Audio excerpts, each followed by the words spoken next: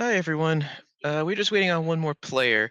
So while we wait for them to get back, we will just start. What's the word? We will start with the group just making their way to Falador. So welcome everyone. Uh, this is session 4 of Chaos Takes the World. I'm Steve, the Dungeon Master, and welcome back. So when we last left our group, they had just finished going underground into Kamadzal, the lost city of the Encanto dwarves. And after a few trials and tribulations getting there, they started exploring the area, got jump scared a little bit, and managed to find the Codex Maledictus, a Zamorakian artifact. Unfortunately, one of the destroyer's allies was there and managed to steal the book away from them and teleport it away.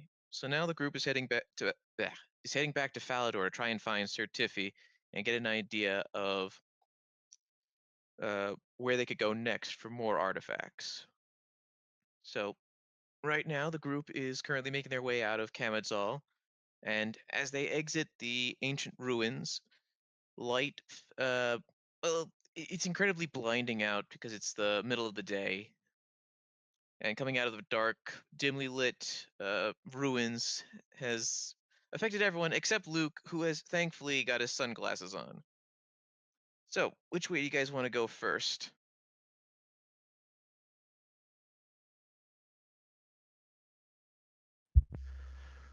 Oh, finally getting out of that darkness. I just want to make a quick statement to the people at home. I am so sorry if your eardrums burst into flames. I am trying to set the volume of everybody at a decent level. So, ahead of time, I'm sorry.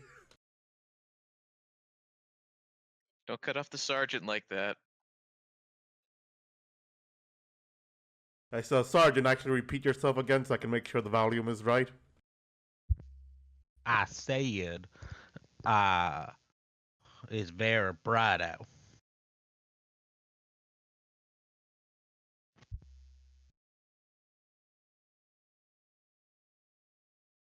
Uh, I'm here. Sorry Frank, for being late. no worries. We were just getting started. You guys just exited Kemadzal, so it's mostly just a matter of figuring out how you want to get to Falador. I Hub have no idea. Hubrock would respond with, maybe we travel on foot like we traveled before. What's wrong with legs? She points at Frank. This one needs to work on his muscle meat. Hey, I am perfectly fine as I am, but I don't have no issue with walking.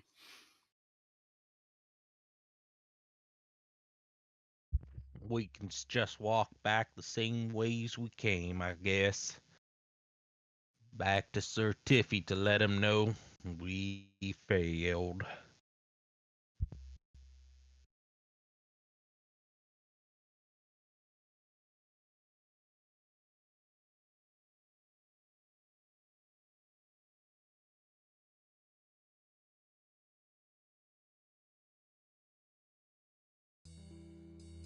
Yeah, I reckon we should just walk down. But I ain't doing the talking. Sergeant, it's up to you to take the blame. Ain't my first time getting blamed for something I didn't do or did do. Either way, I'll take the blame.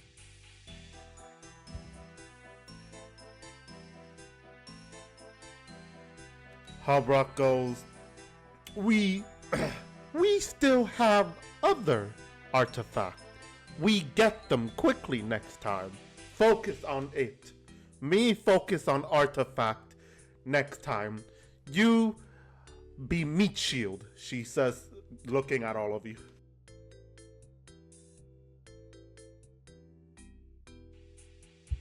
I can do that. They can beat my meat all the day while you get that artifact. Alright, Sergeant, that sounded weird. I'm just being supportive of my friend. Yeah, but you should have done some better phrasing with that beating your meat. Ayo, that's kinda weird, you know? Ah, you're just making it weird, you kids.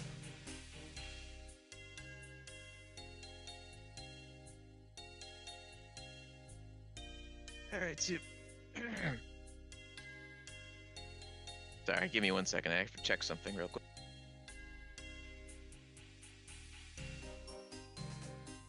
I just realized something. DM, you're not in the on the stream. Give me 1 moment.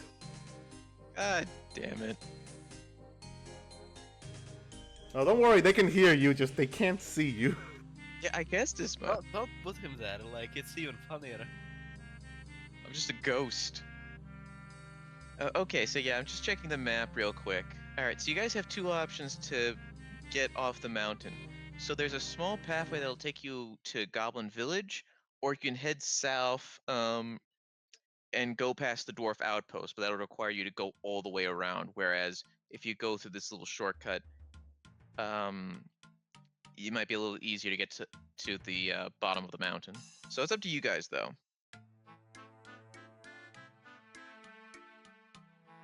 Hobrock points towards the path of Goblin Village and goes, "We go to goblins. Maybe we can get help from them with carriage. Goblin carriage is actually quick if you whip them hard enough." It seems a little mean to me, but What is that word mean? I know Hmm. you know what mean means.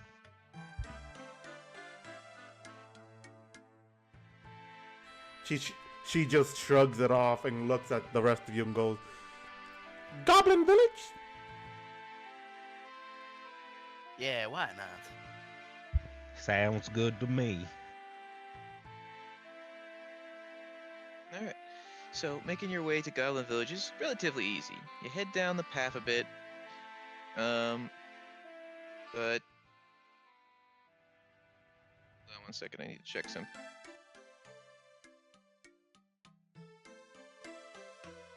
Alright, yeah.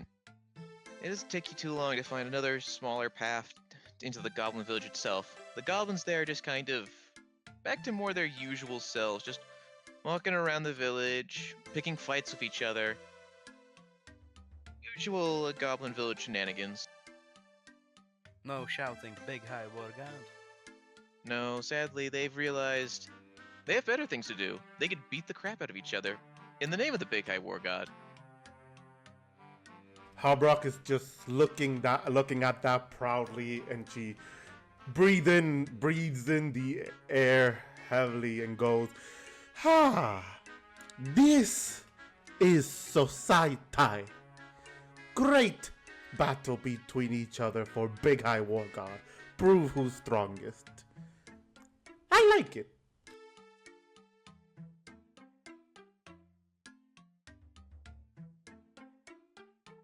To me, it looks kind of weird just beating each other for some god, but you do you, I guess. I ain't gonna judge. It's very similar to the training exercises at arms.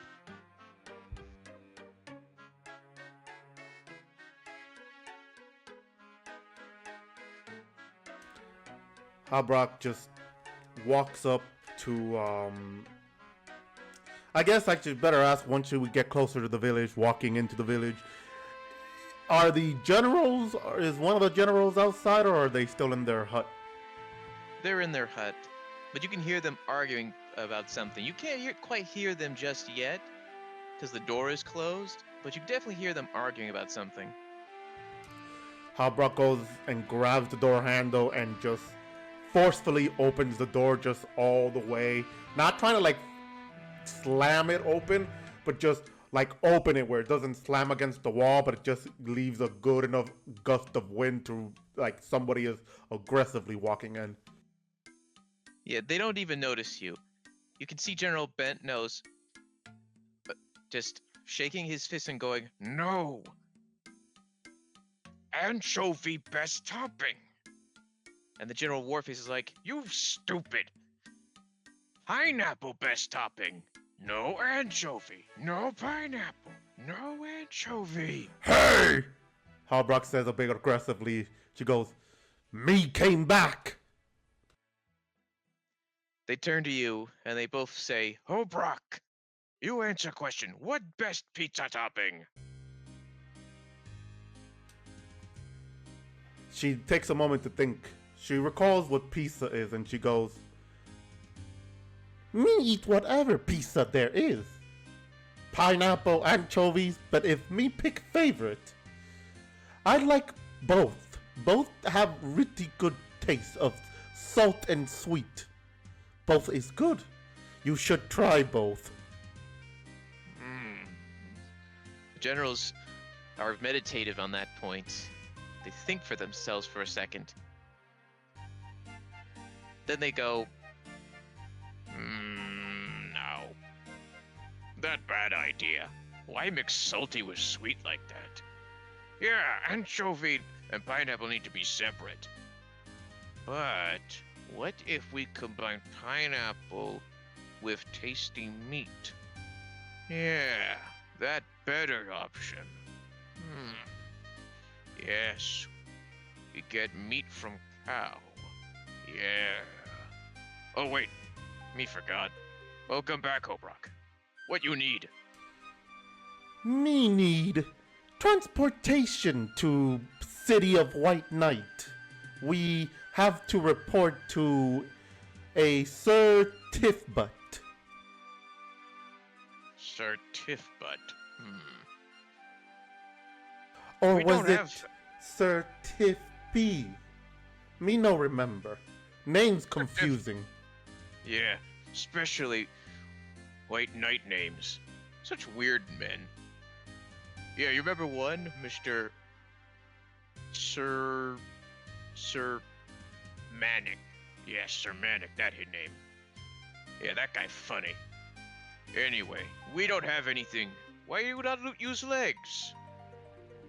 Some are lazy. She she turns to show the group, specifically pointing at Frank and goes, "That one has skinny legs, so he can't walk far. Me scared he break legs." Oh, brah. Question, do I hear it? Yes, you do. I love you though. Well, wait, no. I can walk perfectly fine, you big green creature.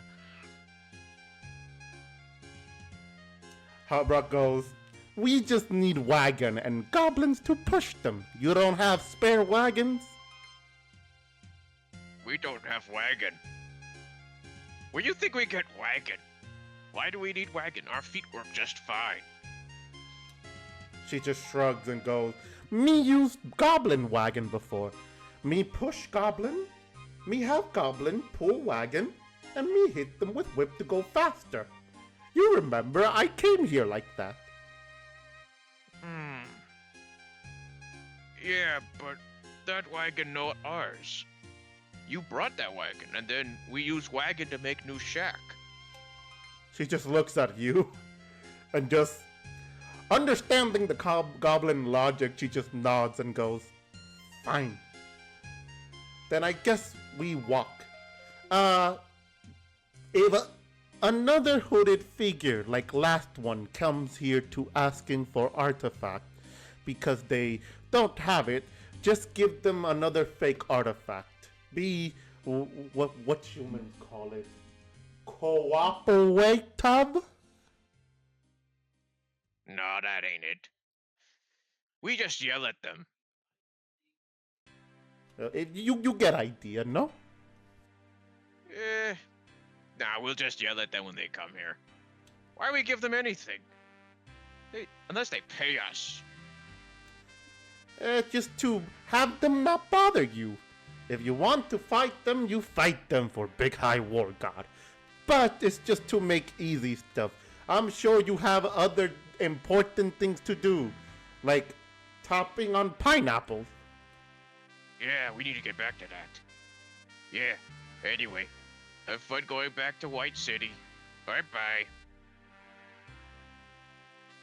And so the goblin generals just go back to they head out of their shack and they go to this one particular area and then climb down some stairs. Then you hear some more yelling from downstairs. So anyway, how would you guys like to go now? Halbrock looks at them and goes, "They no have wagon, so we have to walk.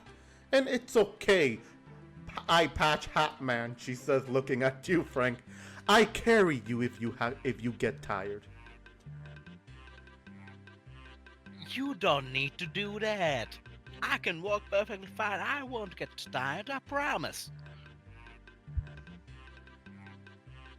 Yeah, also, Frank needs to work on his leg muscles, so don't carry him at all. Yeah, exactly. Okay, if you break No. leg muscles, work on arm muscles then. Yeah, I ain't gonna skip leg day, you know? Well, I guess we're walking then. On the road again. Da-da-da-da-da-da-da-da. You guys make your way to Falador as we go on the road again. Yeah, so walking from Goblin Village, you know the route by now. It's not too hard to make your way through it. You pass by the Smith House, the passage to Taverley. The sun is starting to set now.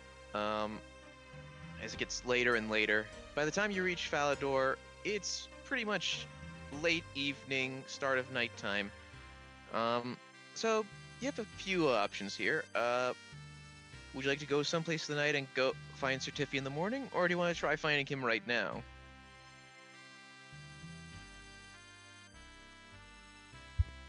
Sir Tiffy was rather old. He probably clocked in bed about a few hours ago. We probably should just get ourselves a room. Yeah, we should do that.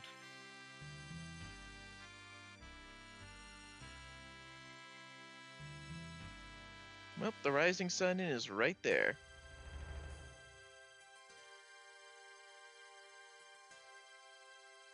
Sections.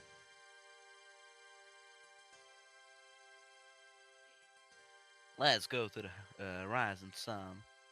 Yep. So as you step in, you see that while there's only a few patrons around, it's not as busy right now because of how late it is. As you walk in, though, the bartender on duty waves you over.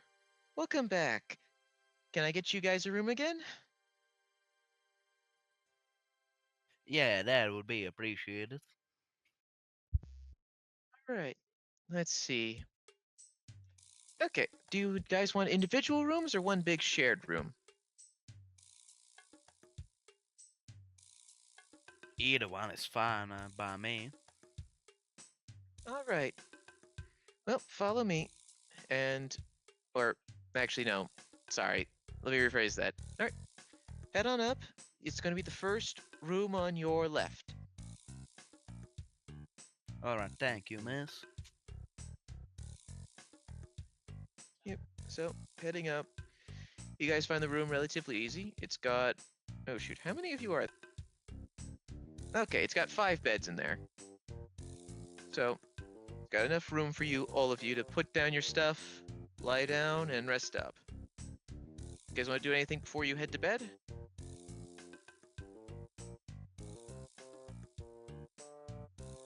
Nah. No, sir. Alright. So then you guys go to bed, and you get a long rest. It isn't until early the next morning that you guys manage to wake up.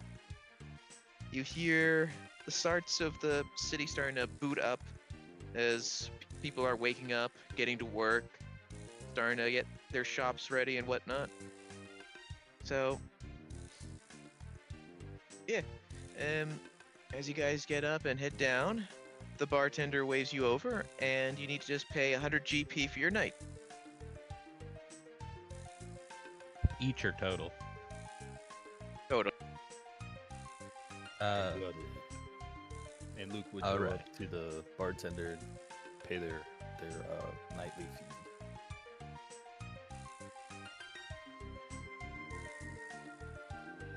fee.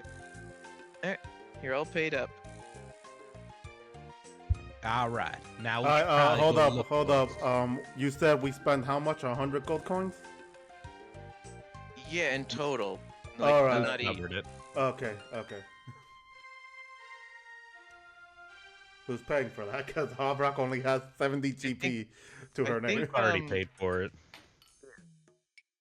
Yeah, me. All right. All right. Now we should head to Sir Tiffy.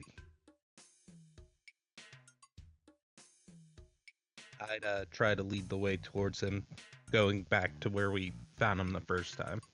Well, technically, you found him back in Port Sarum, so The second time. there wasn't a second time. Never mind. Yeah. Whoa, whoa. Where would you like to look for him? You have a variety of options. Hobrock would walk over to one of the bartender if we're still inside the Rising Sun, and she goes, "We looking for someone by name Sir Tiffy." Oh yeah, him. Yeah, usually, I think at this time he's in the Falador Park. You should see him pretty easy. He's always sitting on that bench. Which way is park? Just exit the inn and start heading.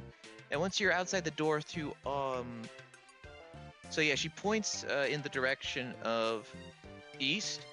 Yeah, just follow the path there and you should see the park. You have to pass it on your way to the south gate. She nods and then looks at the others and goes, "He in park." She points at the direction, a little slightly off maybe, like she's pointing maybe a little bit more south, but she's still pointing east. Sorry, say that again. Which part? The part about pointing. Yeah, like she said that she was the bartender was pointing east, right? Yeah, east. Yeah, so Hobrock points east, but it is a little bit off, so instead of just pointing directly where she was told, she's like pointing a little bit south. So she's still pointing east, just like southeast. Gotcha. All right. So do you guys want to follow Hobrock?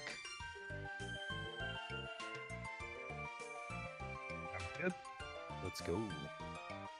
All right. So I assume you're going to directly to the southeast you're pointing at, right? Either that location or just following the road, like just, there is a road, so she probably would follow the road until they see the park. Yep. Anyway, yeah. So you follow the road, and as you're making your way east, you see the park. There's like duckies, people walking around the park, feeding the duckies. You see farmers, and of course, you naturally see an old man sitting on a bench, sipping some tea. Luke would we'd recognize him as Sir Tiffy, yeah. Yes. Those of you who have seen Sir Tiffy recognize him. Hobrock, you just see an old man sipping at tea, wearing a monocle, and just enjoying his day. Luke walks up to Sir Tiffy while he's chilling on a bench or what have you, and says with a smirk, "Must be nice, saving the world one picnic at a time." Oh yes, my boy, it is quite nice. You should try it sometime. Maybe. Hope those roses are worth the national security risk. Given the fact that I know everything that goes on in this city, I'd say that yes, those roses are worth it. Yeah. Well, to business then. Turns out, while we were busy turning golems into gravel, the man got away with the codex. He grabbed the codex mid-chaos, like he knew exactly when and where to be. That is concerning. What codex is this?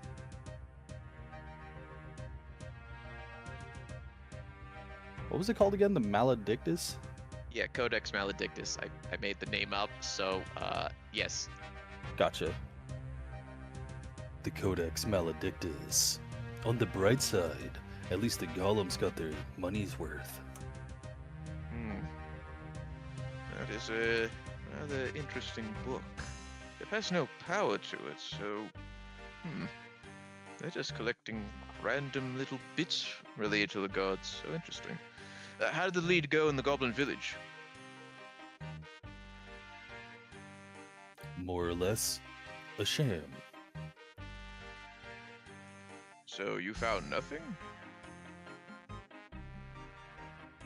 I think we did, right? The mace was Yeah, like bogus. Yeah, the mace was bogus, but you guys did get a symbol that Frank has. That's right, that's right.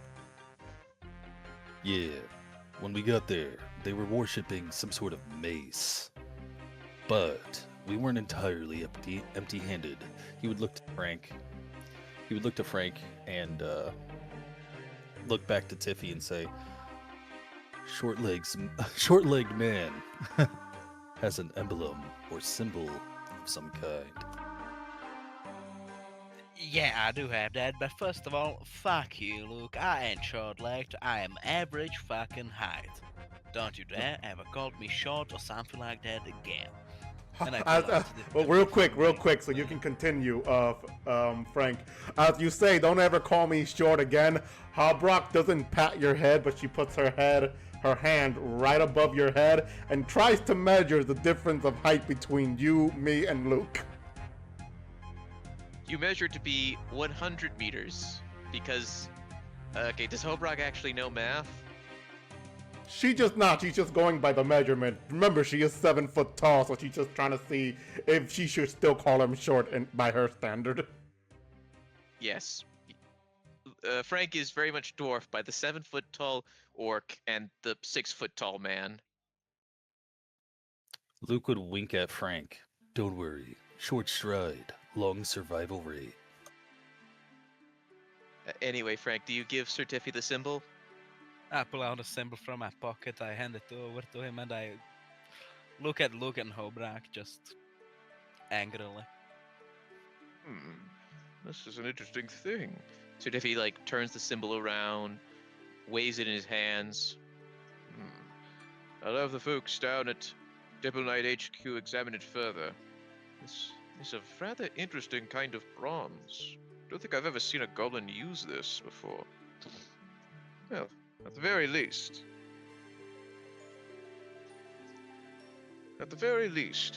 we have something.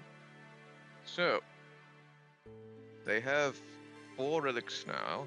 We have 1. Not the greatest math, but perhaps it's a see who gets it all kind of thing. So, do you have any leads on where you should be going next? While we're here, we ain't entirely sure how many gods there are. We were hoping you could enlighten us. Well, there is a good many gods. Of course, Saradomin is the best god of all. I mean, let's face it. Look at this city. This is done in Saradomin's grace. So obviously, Saradomin is the best. Let's see. A hand and go. I mean, considering the artifacts that are already taken, we just need to know gods that have not yet been claimed. Okay, I see. I thought you wanted an actual rundown of religion. Alright, let's get down to brass tacks then. From what we know now, they have a Zamarakian, Saradominist, Amadelian, and the Artefact. We have a Bandosian Artifact here. Then yes, I would just leave Gathix. Gathix would be the main god I would think they would be after next. His worshippers are chiefly in Taverley, and then of course there are the dwarves in Keldagrim, and the gnomes quite far to the west, in the Kandarin region. And then, yes, believe you could, if you wanted to really go far west, you could try talking to the elves, although they do tend to keep to themselves. Then there is the Empty Lord, but given the fact they've been after more modern gods, I wouldn't think they'd be interested in the Empty Lord's artifacts. Although if you really wanted to look at them, there is the dig site near Verok, where the city of Sentistin was.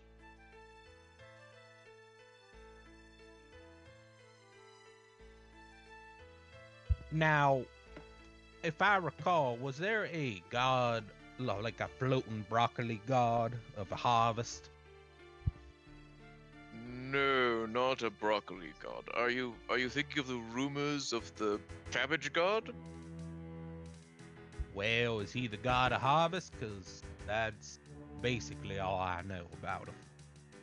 Well, a lot of what we know about this cabbage god Brassica Prime is up for debate. Few have actually found any evidence of it existing outside the fact that cabbages exist. That's really all we have. There is no definitive evidence that there is a cabbage god and that they are the god of harvest. Generally speaking, nature-related things tend to be more the domain of Guthix. Right. And now, what about the Desert Pantheon? You think they will be a problem? That is an interesting question. On the one hand, the Desert Pantheon is quite a disparate collective of gods, and few of them are on par with, say, Saradomin or Zamorak. Many of the Desert Pantheon... Actually, hold up. From session 1, I believe this question originally came from session 1 when I was streaming it. Sir Tiffy said no, that they shouldn't be. Yeah, that's more or less what he's confirming. Okay, just wanted to make sure, because just want to make sure you don't forget DM, just reminding you, just in case. Yes, anyway, before I was so rudely interrupted... I wasn't being rude, but continue. You were being very rude. Hobrock is now banished to the mute jail. Just kidding. Anyway, as he was saying, they don't really match the power scaling of the other gods. And from what we know, the potential reason why V, a lesser-known Fremenic hero god, might be among what they were after, it could be more connected to his relationship with rune crafting. From what we have heard, V was supposedly the founder of a rather prominent clan of mages there. So it's up to you, but I am inclined to think that the Desert Pantheon can be ignored, at least for now.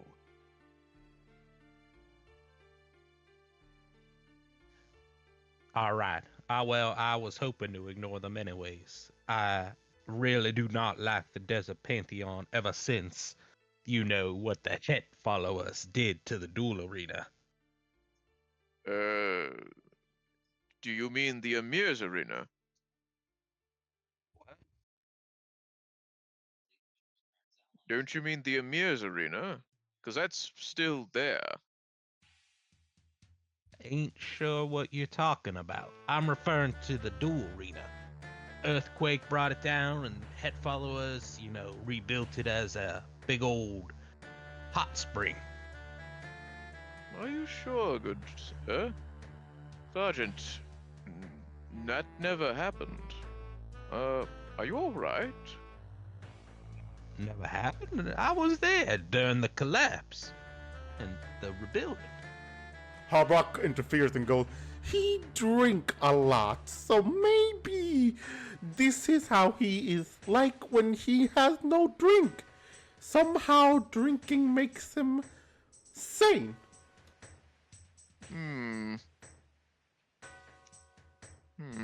That is odd. Yes. You said your name was Sergeant Murphy, right? Sergeant Murphy of Arms. Never heard of arms before either. Hmm. They have a big old base down by the Ogre Village. Wait, Ogre Village? Yeah, the You mean- Ogre Hot Springs. Ogre Hot Springs? Sergeant, I don't think... You might need to get some drink in you then. Oh, there isn't a hot spring there. What you mean? I've been there on leave.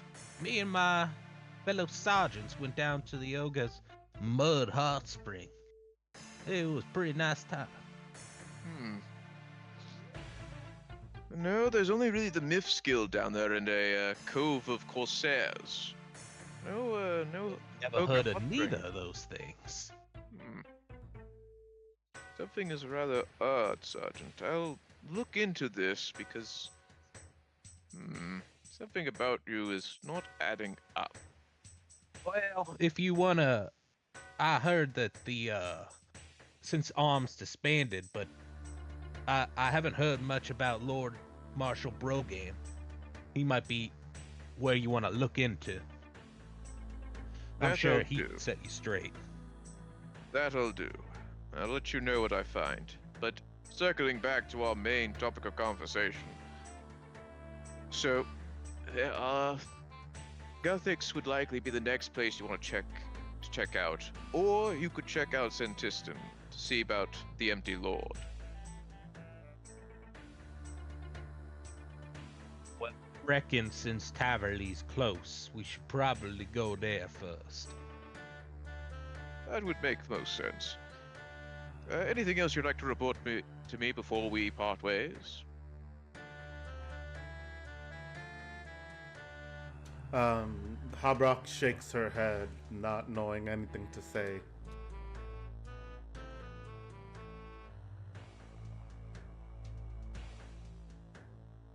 That was everything. Alright. So, Sir Tiffy waves you off, and you guys start making your way to Taverley. Before you guys leave the city or do anything else, do you want to do any shopping to restock on supplies? Good question. Let me see.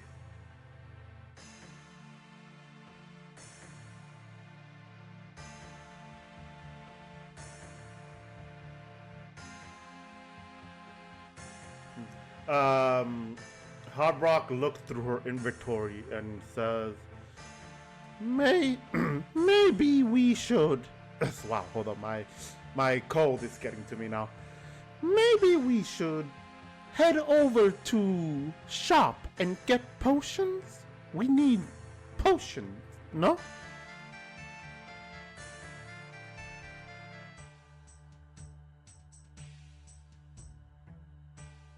I think I'm good on that. I'm good.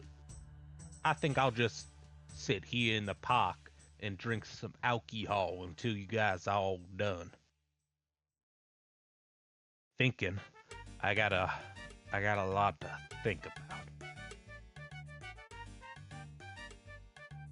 Habrock nods. You got beat up by a tall, shirtless man. Maybe you need potions? Whoa. But yes.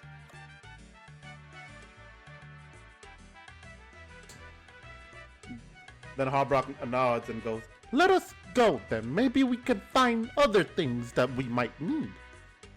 She says as she goes and she looks at her coin pouch, realizing she only has 70 gold coins. How much potion cost?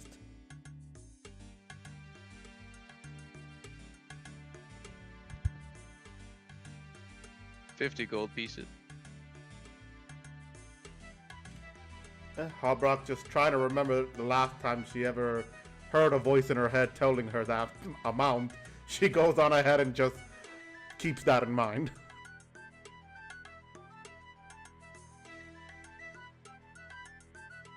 So yeah, I guess we just head over to a shop. Yeah. Yes, there are a variety of shops. So I guess first you're going to the potion shop, and yep. as you see, the price for standard potions is 50 gold pieces, and it just goes up from there. All right. Halbrock will grab one, considering that's all she has, and she pays that amount. All right, you now have 1 healing potion for your 50 gold pieces. Anyone else want to buy potions? I'll take 16, Chief. 16 standard healing potions? Si, senor. All right, so let's see. 16 times 50 is 800 gold pieces. Hell yeah. Luke All right, is anyone loaded. else? To be fair, I mean, how much did you guys get for the last job? Was it like 1,000 gold pieces for your first quest? Yep. Not me. I came in later Yes, on. yes, that's what you get for coming late. That's Anyway. you. Anyway, does anyone else want any potions? I would like some. What level or what kind of healing potion would you like? The normal healing potion for the 50, and I would like 8 of them. All right, 8 healing potions. That is 400. Yes. I hand over the gold. And you get 8 standard healing potions. Enjoy. Thank you. All right. You guys are done here. Is there any place else you'd like to go get a restock of supplies? I think a certain someone might need runes. Oh, yeah, you're right. What are those going for these days? I think... David, remind me, did we have it so that right now, because we're using the old rune system, it's 2 gold pieces of rune?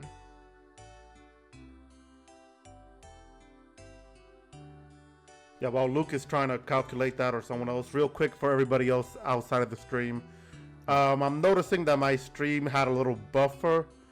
Again, be patient. My weather is horrible down here right now.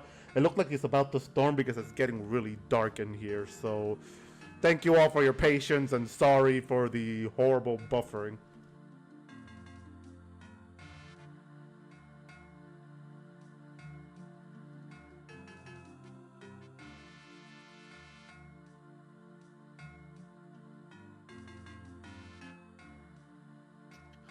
Luke would drop like 200 GP to get about 100 runes. Delicious. Thank you for your money. Yum num num num num. Anyway, you get your 100 runes. So now that, I think that brings you up to 120, because as a reminder, you got 20 from the fight from the golems. Yes, yes, I do have those. But thank you. Thank you, thank you.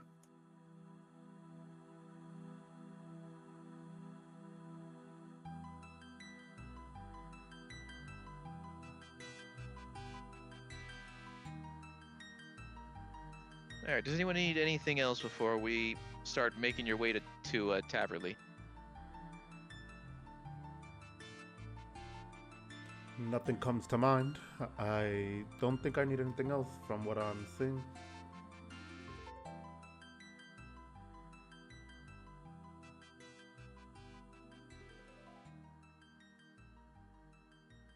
All right. Going once, going twice. Please forever hold your peace. So yeah, we will then just start making your way to Taverley then. So you're on the road again. I will not sing to spare your ears. But yeah, you are making your way north of Falador once more, and going along the road that would have taken you to Goblin Village once again. You know, I feel like we go along the same paths a little too much. But then you get to Taverley Gate. It's not locked. It's just a simple gate with nice big walls likely to protect the city. Well, actually not city, it's a town. As you step through the gate, you see on your right is a big fenced off house. and you can hear witch cackles coming from it. But on your right, you see a expanse of small houses and various people dressed in white robes walking around. Some of them are growing things on fields. Some of them are brewing potions, and others are brewing tea. Welcome to Taverley. Well, this is it. The city of them Druids. I might just get some tea.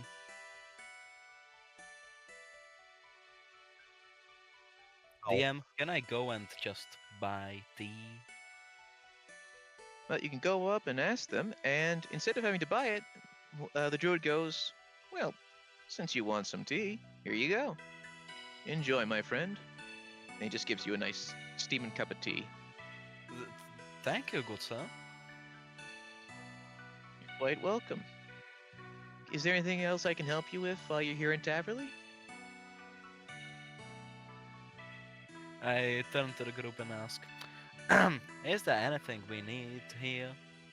Because I kind of just didn't pay attention, to be honest. Well, good Druid. We are here in search of any artifacts that might be associated with the god of Guthix. Well, if you head north past that witch's house, you should see an altar to Guthix there where a lot more of our people are walking around. And you'll see a one druid dressed with a green cape on his back. That's our leader, Calcamex. If you speak to him, he might be able to help you a bit better with what you're looking for. Well, thank you very much. I tip my hat towards them and start leading the group that way if no one has anything else they want to do. Frank follows while sipping on the good cup of tea. Luke nods as Sergeant thanks him and such, and would head out with anybody. All right. Unless anyone wants to do something else, you guys make your way north. It's now late afternoon when you get to Taverley, since you guys had left in the morning, and it's starting to get close to evening. As you reach the Druid Circle, you see a single dolmen standing between some standing stones, and a variety of druids dressed in white robes walking around it and whatnot. And you see one individual with a slightly green robes and dressed in a green cape with a slight gold trim at the top. This looks to be the man that you are looking for. Would you like to approach him? Luke would be walking up and say, "Oh, finally, somebody with a sense of style around here." And to what do I owe your arrival, stranger? We're in a bit of a artifact race. You wouldn't happen to know anything about those around here? That depends on who's asking. Why are you interested in these artifacts?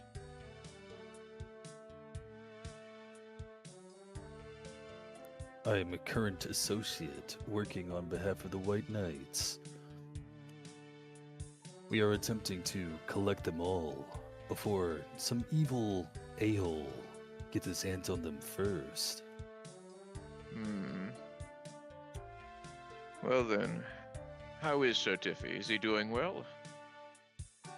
I mean, he's still alive. It speaks for itself, doesn't it? I suppose. And I trust he enjoys his coffee? No, I think it's tea. Good. I had to make sure you were telling the truth. You can never be too careful, because you're not the first people to ask about artifacts here. But I suppose I should introduce myself. I am Cake Mix. What? Yes, I'm Cake Mix. I am the head of the druids here. In terms of artifacts, we don't really have too many Gothixian relics on hand. But there is a rumor when I kept from the rather nosy individual who came asking last time. Supposedly there's an auction in Berthorpe, to the north. It's coming in a few days, so if you stay the night here, you should arrive on time the following morning. From what I had intended to go there myself, see if I could convince them to relinquish the artifact to us for safekeeping. But it sounds as though it might be better for you to take it off our hands. At least until whatever is going on is done.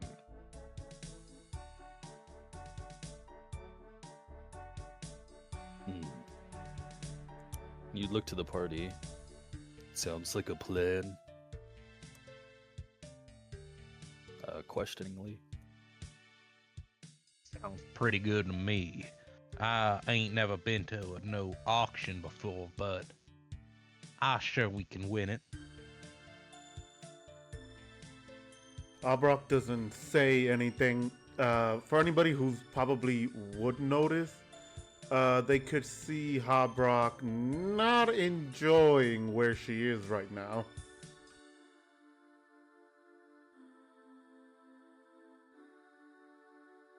What's wrong there, Green One? Are you too close to them trolls for your liking? They follow evil god who no like bandos.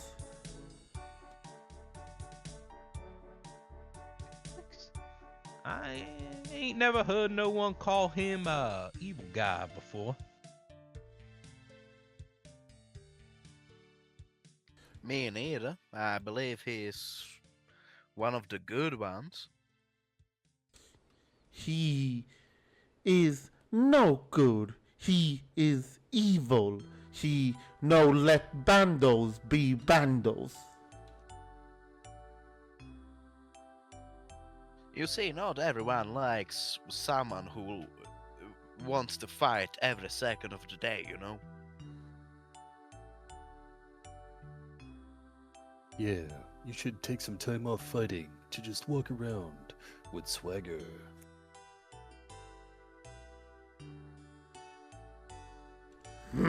She grunts, just looking to the side and just still not liking the fact that she's in a area full of druids, which are worshippers of Gothics.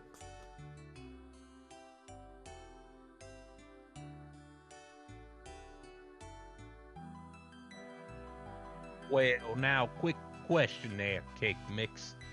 Where can we spend the night out here? We have some communal homes here that communal beds here that you can use. Free of charge, of course, since you are trying to do us a favor. Now, can we also get some funding from Tavali here for the auction? I hate to point this out, but we are not exactly a wealthy people. We spend most of our time on living off the land, and what money we do make we usually use to buy things we ourselves cannot create, like planks and whatnot to build our homes. So, we don't exactly have a whole lot of funding ourselves. I apologize. Yes, that's all right.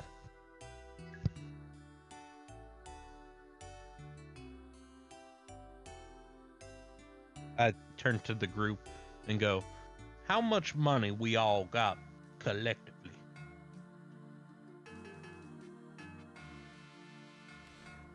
Habrock basically just pulls out her gold pouch, which looks almost empty enough that she goes, "Me think not enough to help." Well, I got 835 gold left. I've got like almost 500. I'm sitting on a clean 133, 134, 135. I have 975 gold pieces. If we don't count none of Harbrack's money, we got about 2,444 gold to work with at that auction. Worst case scenario, I just go in and steal it. Could be a plan, but we need to look around, make sure that these folks are, you know, not well armed. Citizen Berthorpe, you may have run into some issues with the soldiers there. It is a heavily fortified city, since they are constantly dealing with troll attacks. So I would advise caution when it comes to any kind of skullduggery.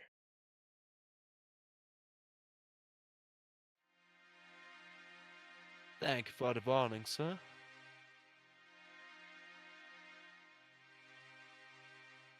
Well, we should probably go find ourselves a house, settle down, and wait for the auction in the morning. Oh, Cake Mix. Do you happen to know exactly where they're staging this auction? I believe it's in the. Actually, hold on a second. I need to make sure it's called Berthrop Castle first.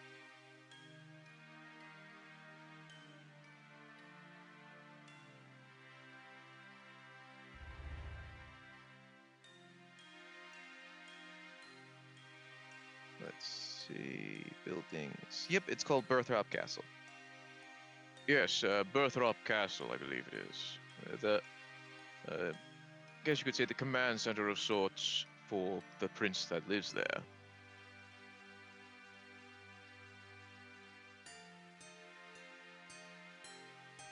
Do they allow visitors within the walls? Yes, they also have a rather active game area underneath the castle itself. I believe that is the exact place they are doing it. They're having a kind of, what's the word? Tournament for rune links and whatnot, while also having the auction, a kind of fundraiser of sorts. They're trying to generate funds for the war effort against the trolls.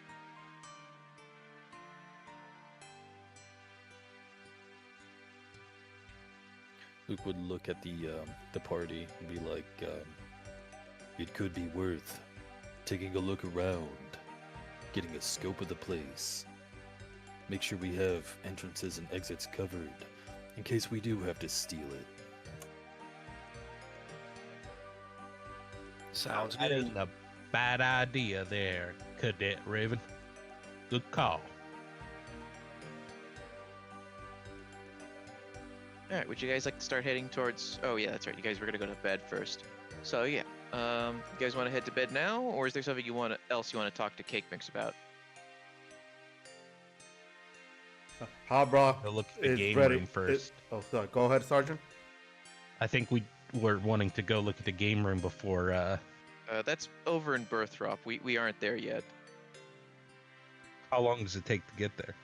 Could we get there and back before? No. Well, don't worry about it.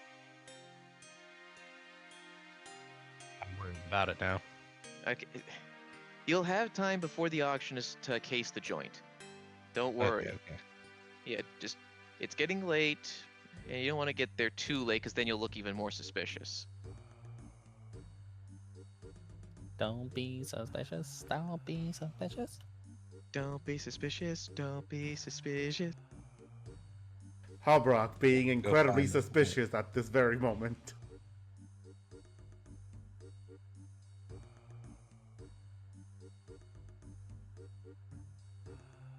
Alright, so then you guys are gonna go to bed then. It doesn't take you too long to find the communal bed area. And you have a pleasant night, except for Hobrock, who sleeps very stressed out, so you only get a short rest. Everyone else gets a long rest.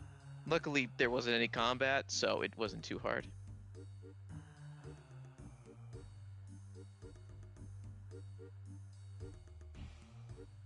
and it's the following morning. Uh, you guys are woken by the sound of a rooster. And as you guys get up and wake up, you see the druids are already up for. The druids are already up and about, getting things ready and whatnot. So you guys ready to start making your way to Birthrop? Yes. Yep, I am ready.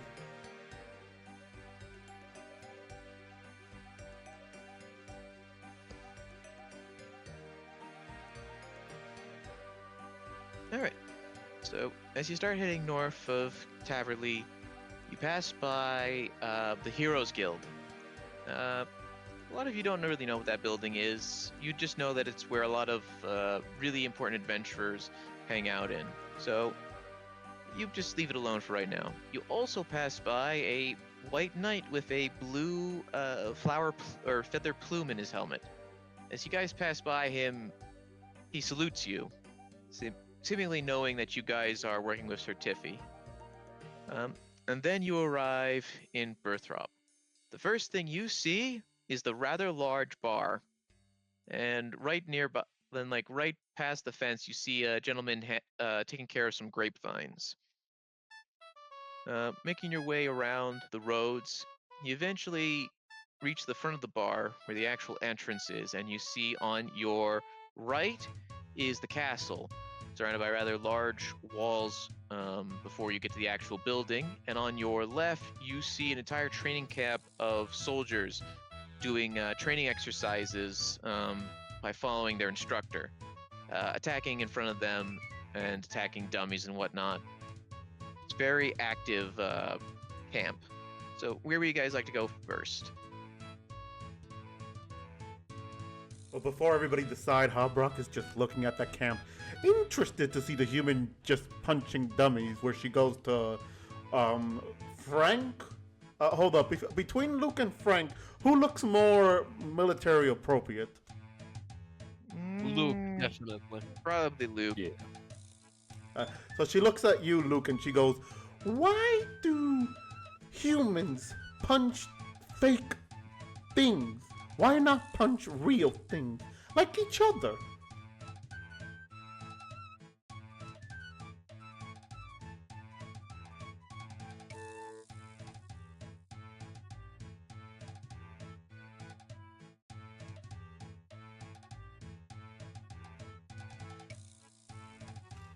Am I still here? Okay. For a minute I thought I crashed. Because if we punched each other as much as we punched fake stuff, we'd never make it past breakfast. Oh, and also, punching illusions doesn't get you arrested, usually.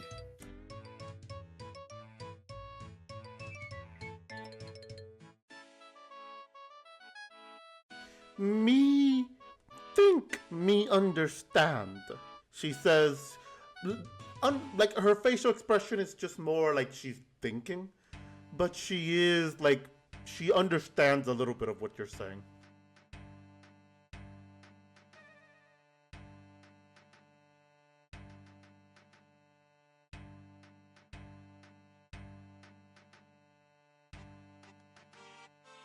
Never seen them train in person, but when I was in arms, I had a cadet who was from here.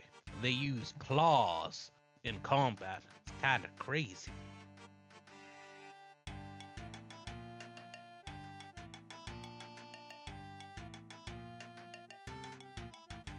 She goes, huh. Me see. Me never picture you as military type, Sergeant Marpy? What do you mean? I talk about it literally every second of the day. I am a sergeant in arms, which is literally a military group. Harbrock just looks at him. She goes, okay, this arms you speak of is military. Okay. Just, As I just, said just, just to before. explain. Hold up. Just to explain the facial expression. She's giving the facial expression of sure, okay, right. Yes, again, Sergeant is a title, not my name. I assume you know that.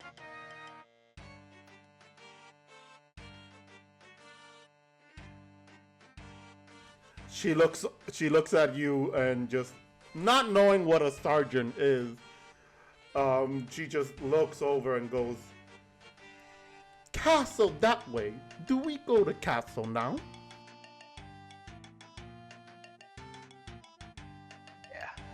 Yeah.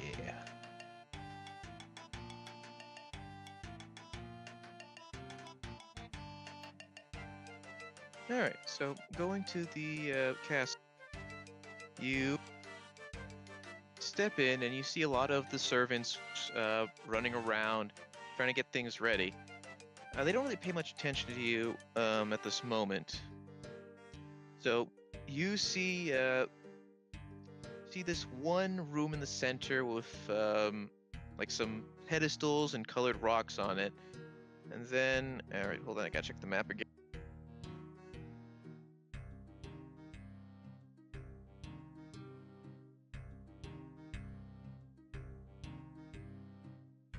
Yeah, and so you see stairs that lead up and stairs that lead down. And you have like a few rooms in each of the corners of the castle. Where do you guys like to look first?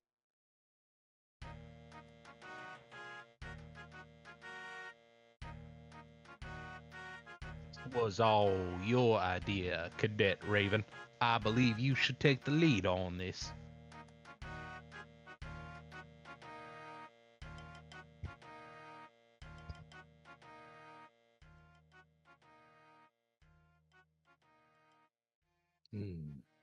Okay. I suppose I'll take point then.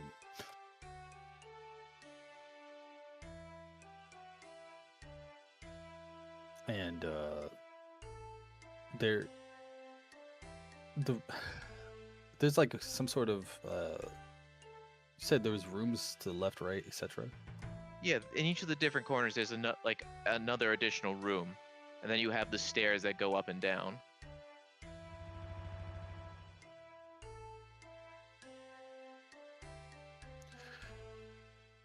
Looks like we're taking the stairs.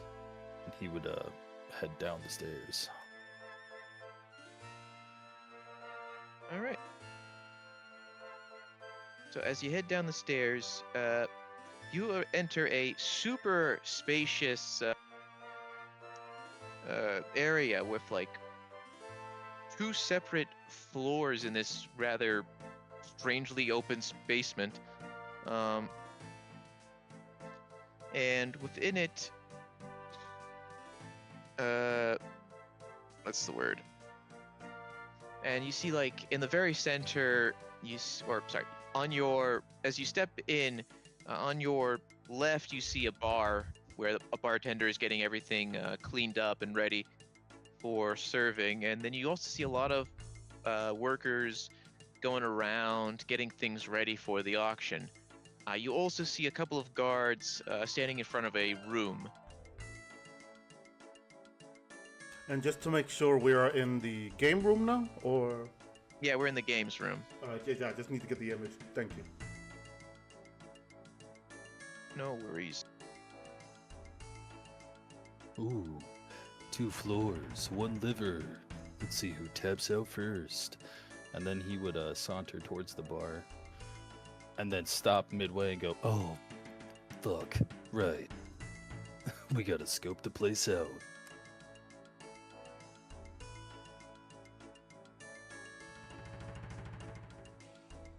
All right, so yeah, so you got the bar there, and then yeah, to the right you see the guards standing by a door, and then of course you have the main games room in the center, and then there's like a set of stairs that'll take you not to the back to the ground floor, but to the like what's the word, balcony section where there's like more seats and stuff.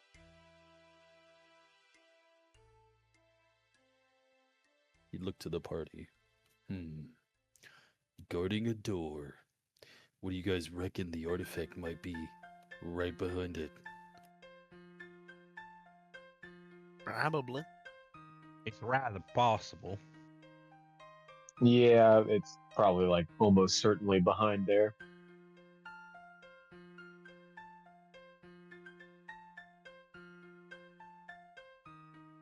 I see two possible routes.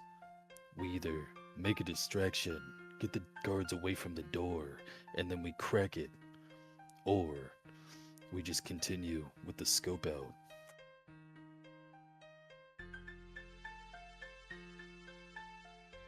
Let's continue for now. Maybe even try to buy it at the auction.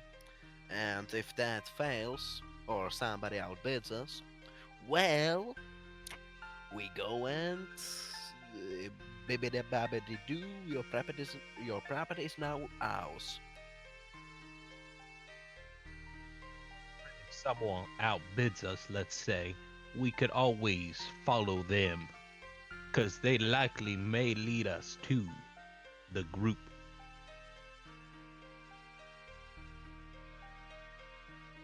Yeah, that could work too.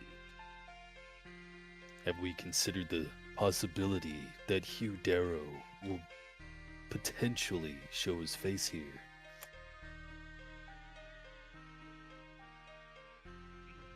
Public to attack, he might send a patsy to buy the object in the auction. Pray he does. A patsy would probably be a lot easier to deal with.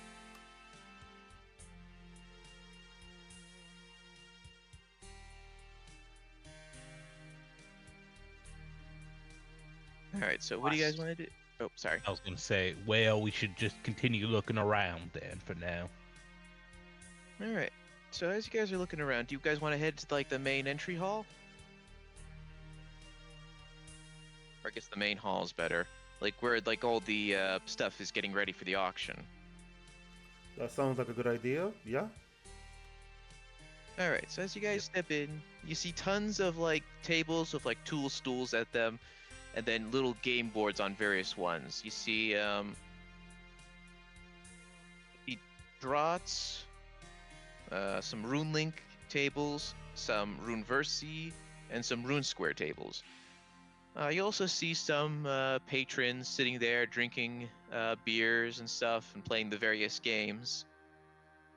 You definitely see a lot of very wealthy-looking individuals. Some of them dressed in very nice clothes or dresses, definitely looking like they were born into money. They seem to be very much enjoying themselves as they wait for the auction to start. While you guys are walking around, roll me a perception or an investigation check. A perception or investigation? Yeah, whichever one you want to do.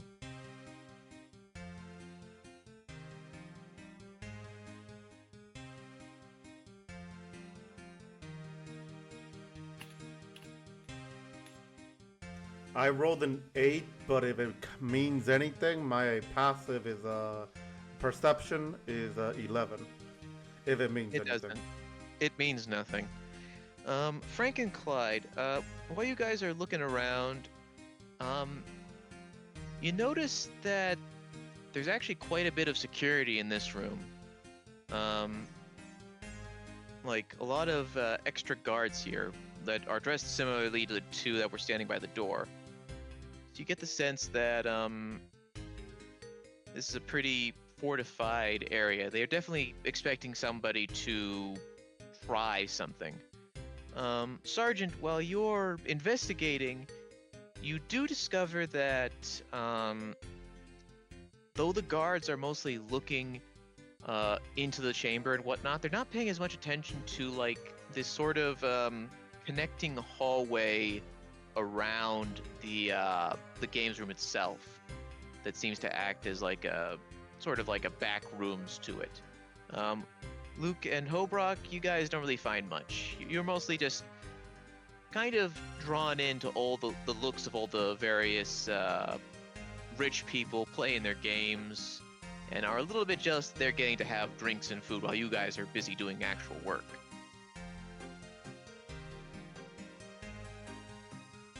Point out the back rooms thing to everyone.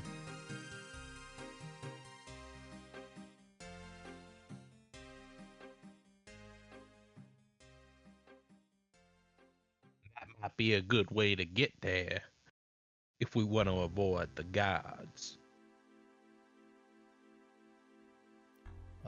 Good. Well, that's good. Probably gonna use that.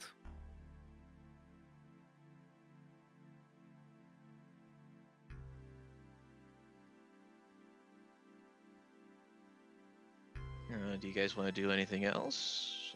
Is there any particular part of the games room you want to check out? Or is there anyone you want to try talking to? Luke scans the room and just mutters, "The whole place smells like perfume and privilege. Perfect spot for something to go spectacularly wrong." Then with a low smirk, he'd say, smile, nod, and don't set anything on fire. Harbrock would probably walk into one of the games that she sees nearby. She leans over and watches them play. Yeah, if this is only if for comedic reason, somebody ends up asking Harbrock what should they do without knowing that she's an orc, she'll say something that will probably make the person lose automatically. Thankfully for them, they are too engrossed in their game. You stop by and you see them playing droughts, and you see that one of them is the water rune and the other one is fire runes. The fire rune player has more pieces right now, and the water runes player is definitely on the defensive. As you get closer, they give you a brief glance to see who's approaching them before returning to their game. The two people you are looking at, one of them is dressed in green and purple dress shirts. He's very well off looking with a monocle and top hat. The other is a slightly more messy looking man, mostly dressed in a lot of browns. The messy man goes, "Wow, Mr. Sherman, you're doing really great this game." He's the one playing the water runes and is definitely not doing so well. And the man across from him goes, "Honestly, you're not even trying. I know you're better than this." And they keep going as it were. Eventually, though, out of nowhere, the water rune player manages to snag like 5 pieces in a row with a carefully placed chain grab, which downright stupefies the purple and green guy, who just looks at that, and the man in the shabby robes just shrugs, go like, "Just some beginner's luck, sir. No, I'm not that good a player." Could have fooled me.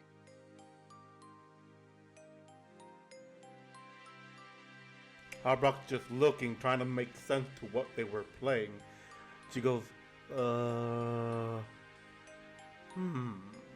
And she just, if there's like a chair nearby or something for her to sit on, she grabs it, puts it closer, sits down, and is just focused to wanting to learn something new. Yeah, there's an empty stool nearby, and you manage to take it. And as you're watching them, you see that it seems to be the objective of either player to get all the other pieces of the opponents by essentially going from one gap diagonally across to another gap that has another piece. So if there's a white tile and you have one of the runes there, and there's another, and the other player's runes there, they can hop diagonally to steal that rune. So basically checkers, like in our real life, but they're called droughts. which I think is the British way of doing it, at least according to the wiki. But yeah, and they seem to be going back and forth, and ultimately the guy playing Fire Runes wins, but it was a close call by the end of it. You seem to have a decent sense of how the game is played now. Alright.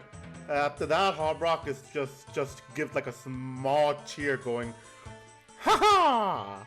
Victor goes to Man in Fire. Good game. Me interested. Me very interested." Well, then you'll have to talk to him, because I have lost all interest in this. And the purple man gets up and walks away. The man in the shabby robes goes, "Well, if you're so interested in playing some droughts with me, have a seat. Do you think you have a good grasp of the game, miss?" She sits down and she goes, "Me never played this before, but watching me understand a little. Me think we can do this. Good training for brain." Yeah, it's definitely a lot of fun once you get used to it. So let's play a game. Is there any kind of rune you like to be? Or do you just care that I set you up with the right pieces? Harbrock looks at him, slightly confused, and go, "Me use water runes too?" No, we gotta use different pieces, miss. But let me think. Oh, I know. I think you'll do well with earth runes. Earth runes are a good one. She nods. "Okay."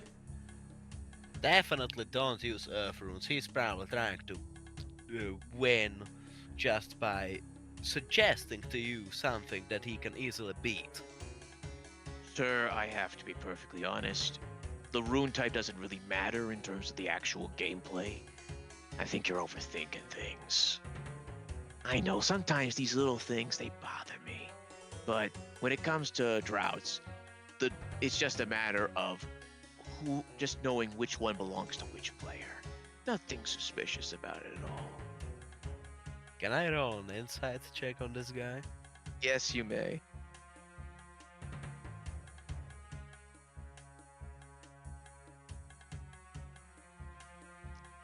You can tell he's telling the truth. Like, he seems a bit bumbling and a little, and he's definitely hiding something, but you can tell that he's being completely honest about the runes and the whole way of playing the game. There's nothing suspicious about the runes. Alright, continue. Alright, so they start playing, and Hoperock, I'm going to need you to roll me an intelligence check for real quick. Oh boy, time to see what the -1 is gonna do to me. Let's see a 0. A 0! Oh, yeah, baby! That's what I'm talking about! That's what I've been waiting for! Woo-hoo! For those of you at home, just in case you're a little confused about why I got a -0, I rolled a natural 1, and I have a -1. So, 0!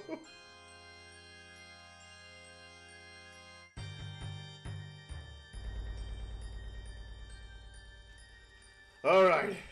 Anyway, so yeah, with that, you do horribly. You managed to get like 1 or 2 pieces off the guy, but as you can tell, you still don't quite understand the game that well, and you leave a lot of openings for him to steal your pieces. Roll another intelligence check. Alright, let's see what I can get. A 13! All right. With that 13, you managed to regroup and start stealing some of his pieces, catching him off guard a little bit. He still has the lead, but you're managing to hold your own just a little bit better. All right. Now, for this last check, I want you to roll intelligence one more time. Alright, here we go.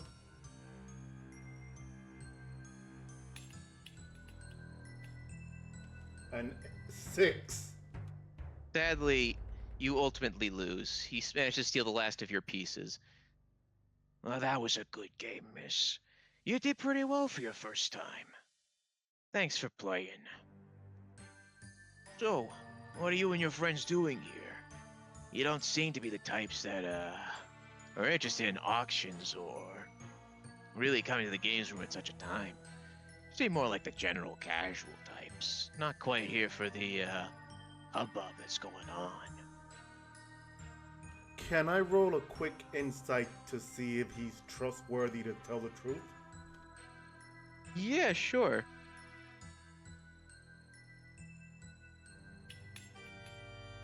A natural 20, but a total of 19. Still, that's pretty good. You can tell that he seems trustworthy enough. Like, he doesn't seem that strange to you. And though while he's definitely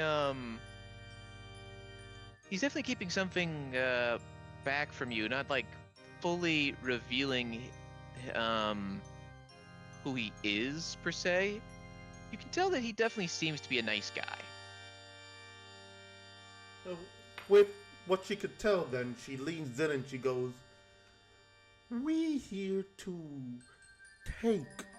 buy and maybe take a important artifact to stop some bad guys from stealing it, or at least to stop bad guy from stealing it if they try during show." Well, that sounds a bit like a crime, and I'm gonna be honest with you, miss. I don't think that's something you should tell me. After all, I am head of security. She looks at him and she goes, "Head of what duty?" Security, miss. It means all these guys around here. He starts pointing to the guards. They listen to me. I'm the one calling the shots when it comes to keeping all the auction items secure. Oh, she leads. She looks around. She again leads in, even though she knows what he is. She goes, "Well, we're working for Sir Tiffy. Did I say it right?" She thinks for a moment before going back. "We trying to stop bad guys, so we making sure bad guys no steal it, so we buy it, or we stop them from stealing it." That is a tricky situation you're in. Under normal circumstances, I would just let you have the thing, but see, unfortunately, my superiors, they're having me keep things under lock and key. City guard and whatnot has to do a good job to make sure this auction goes off at a hitch. So while I'd love to try and just give you the thing, it's a little out of my hands. "Oh, no. Me not asking you to help us. Me just letting you know so you keep eye out for suspicious group." She looks back, she looks at herself, and she goes, "Not us." I see. Alright, I follow you. Unfortunately, there's a degree of, I can't exactly just turn a blind eye to you, but I do appreciate you warning me. These suspicious individuals, do you know what any of them look like? Because I don't really know how Harbrock would explain it, but she would give the best example of what she recalls from what she's seen back at Goblin Village and the person they chased after. Alright, so from the way you describe them as best, you describe a man in Zamarakian robes. Someone in Zamarakian robes with a bull face tattoo, a Fremenic in winter clothes, and a mysterious individual who you don't really know the real identity to. And as you say this, the man nods his head. Alright. That last one, the sketchy looking one, I'm not sure how well I can keep an eye out for someone you couldn't even see yourself. But those other two I can definitely keep an eye out.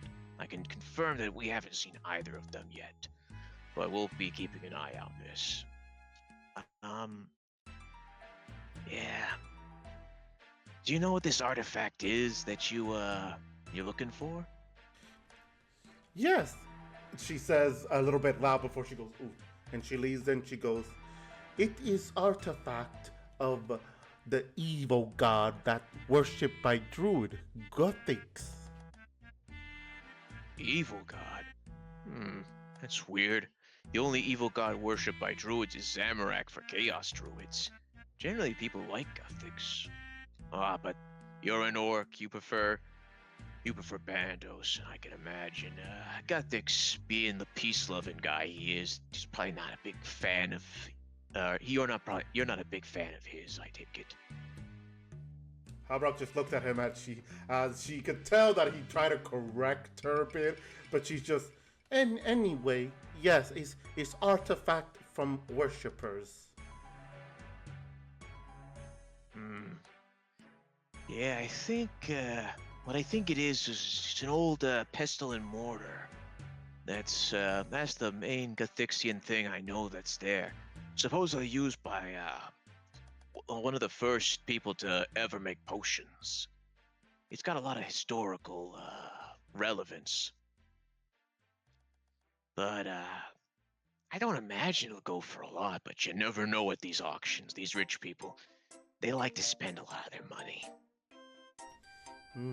Yes, me notice a lot of people with fancy clothing and fancy headgear. Weird, not me style. Yeah, that guy I was playing with earlier, Mr. Sherman. He's an up and coming businessman. Runs an entire business called J. Sherman Suspiciously Cheap Goods. He's on the up and up, but some of his stuff isn't the best quality. Anyway, I'll let you get back to doing what you can, because I don't think you should be telling me anything about your plans for the most part.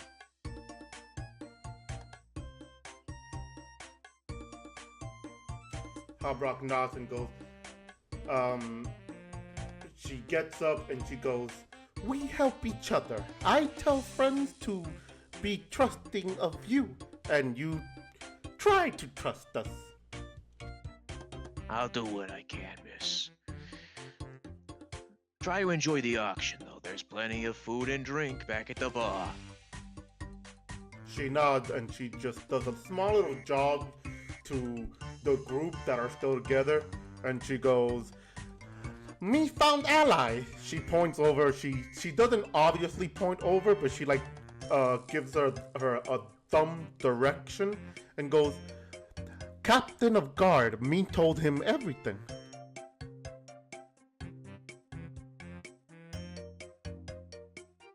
Yeah, she even told him that we might steal it, which wasn't the best idea, Homebrew. Me told him everything. Me told him we here to stop bad guys and to take it if bad guys try to take it. Me did not tell him we stealing. He trust we won't steal if we lose. But me warn him of me warn him of bad guy. Yeah, hopefully he deals with them. Anyway, while you guys are talking over here, Luke, you arrive at the bar, since you were sauntering off, trying to avoid interrupting the conversation, tell us this. And so you get there and you see a few bartenders. The main bartender is busy getting all the drinks ready, and there's another one taking orders and whatnot. He looks at you and goes, Welcome to the bar. What can I get you? We got Asgardian Ale, Wizard Mind Bomb, Dwarven Stouts, 2 gold pieces each, and of course, we're serving complimentary sandwiches. Ooh, I'll take a sandwich and a mind bomb. 2 gold, please. Cha-ching. Thank you. And a follow-up question: do you like steak or do you like rabbit? Let's live on the edge. Let's go for that rabbit. All right. And would you like tomato on it? Well, of course. Very well, sir. And so the bartender gets you a Wizard's Mind Bomb and then places a nice, delicious, moist rabbit sandwich right in front of you. So, I don't think I've seen you around here before. What brings you to the games room? Oh, you know, I just love fancy places. Yeah, real fancy right now. But not so much on the average day. Sometimes we get like maybe 5 or 6 people here. But a lot of the time we don't get any of these well-to-do people. They're too busy living in their mansions and whatnot. Too busy to notice what us peons are doing down here. But yet, today they grace us with our presence. Or their presence, excuse me. Tell me about it. Ugh, we get some real pieces of work here. He points over to like a gentleman at the end of the bar, sipping on an Asgardian ale. He's dressed in purple and green robes. That's Shady Sherman. Big time merchant guy, rivaling even the general store, but he's a lousy tipper. Luke, quickly roll me an insight check. Okie doke. Well, he does that. Yay, Shreddy Sherman! Yep, he's back. We're an old school. I get to use him again. That's a 6, Chief. Yes, that's sad. You don't really notice anything about the bartender. Anyway, enjoy your sandwich, enjoy your drink, and enjoy your time here. I think the auction will be starting sometime after lunch. So you have a few hours to go. Ah. Thank you. Say, are you from here? Oh yeah, birth up, born and raised. My name's Mike. Nice to meet you, Mike. You work at the castle long? No, I started here a month ago. I was a soldier for a while, but I had to retire.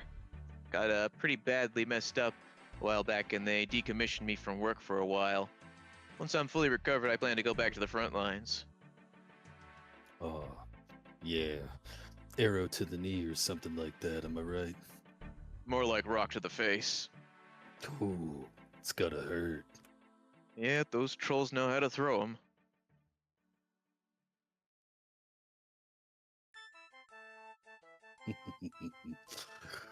Say, what can you tell me about that odd door that they seem to be guarding? Oh, I don't think I should say. The, Captain Columbus said I really shouldn't be talking to people about that. Oh, okay. Fair enough. Apologies. Didn't mean to overstep my boundaries. Oh, it's not that. It's just it's where they're keeping all the stuff for the auction, and he doesn't want me to draw too much attention to it. But you seem nice enough. Yeah, I get that sometimes. Must be the glasses. Yeah. Why are you wearing sunglasses indoors anyway?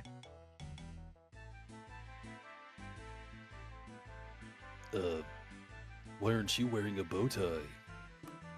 Well, technically speaking, apron is the standard uniform for a bartender. And glasses are the standard apparel choice for looking cool. Alright, fair enough. Anywho, yeah, so the captain of the guard here, he didn't want me saying too much, so just pretend you didn't hear I said anything, okay? Oh, no worries. Your secret is safe with me. Wink. Thanks. Glad I just didn't blab about the secret entrance. And he would like, as after winking, he'd be taking a sip, but you say that, and he just kind of. I'm sorry. A what? Nothing? Oh. Yeah, nothing. Yeah.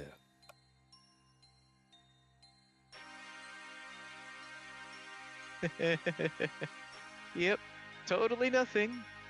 You can tell he's a little bit more nervous now.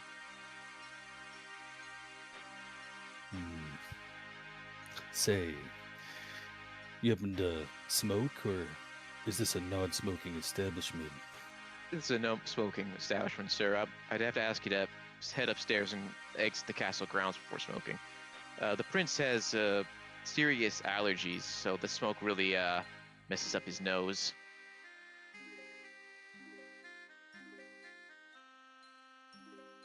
Fair enough. Well, this has been a great sandwich and a greater conversation. I hope you have a good rest of your day. And he would turn to get up from the bar stool and regroup. You too, sir. All right, you guys see Luke return to the group, and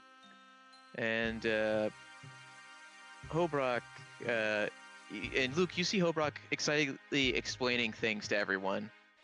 So, yeah, and you guys then see Luke arrive.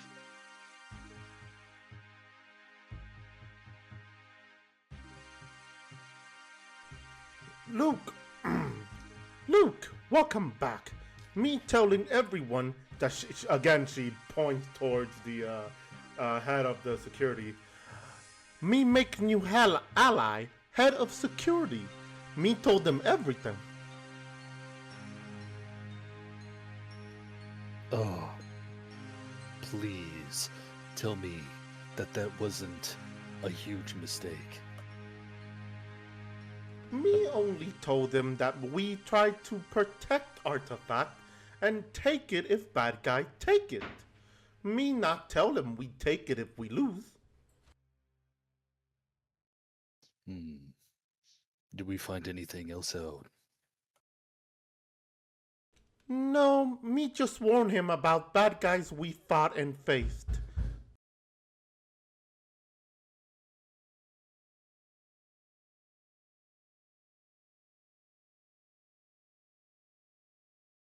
Anybody else? Anybody else got information?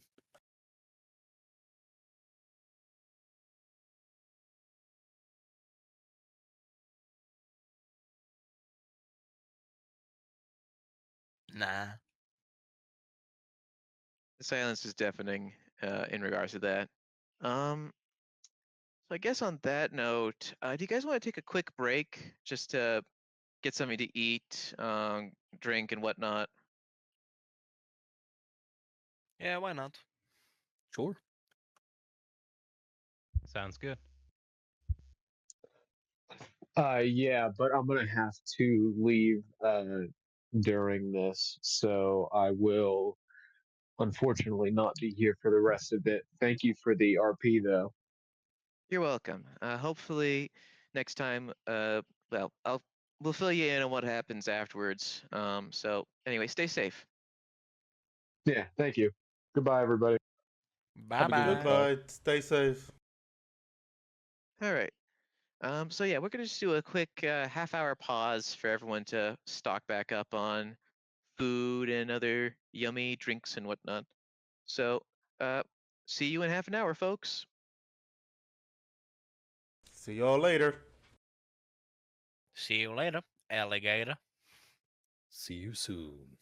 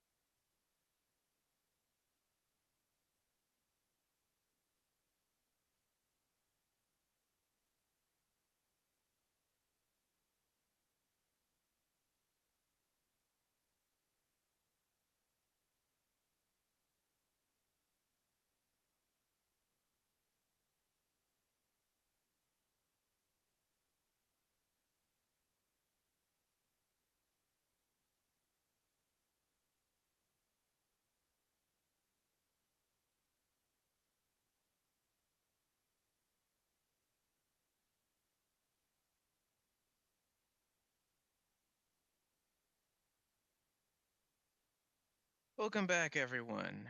All right, this is just also a wake-up call to all of our players still with us that we are going to be start resuming. Hope everyone had a nice, relaxing break. So let's see if we can finish things up in the last hour. So yeah, where do you guys want to go now? Since well, you got quite a bit of information to go off of.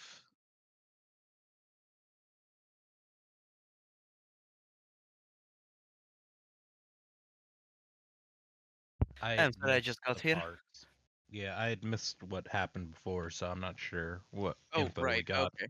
So I guess to just quickly recap, Hobrock played Droughts, aka Checkers, with essentially the captain of the guard for the auction, and told him just about everything outside that they would probably that you guys are going to steal the artifact. And Luke learned a few things from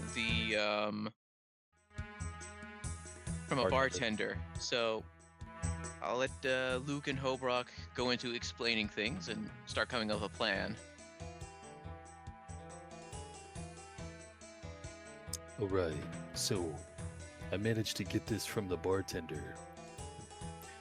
I've confirmed that behind that door is definitely stuff for the auction. But he didn't really mention specifics. However, he did let it slip that there is some sort of secret entrance. But whether that's true or not, I have no idea. Perhaps we could send somebody more subtle to check that out and find out if it leads anywhere.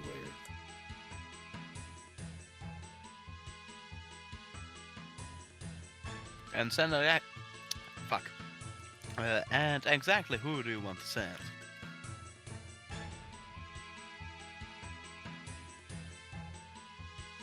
That's up to anybody who's a taker.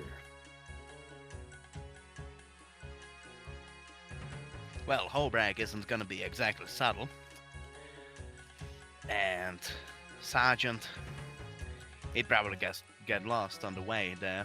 Probably wander off to get the drink. And you, Luke, I don't know, it's in between you and me. I'm not Kid, I don't know what that was. Don't kid yourself. I forgot my accent. Don't kid yourself, Frank. We know you want to sneak around like a rat. Yeah, I'm not exactly one for sneaking around in the shadows. Yes, Frank could be easiest one to sneak around with how tiny and skinny they are.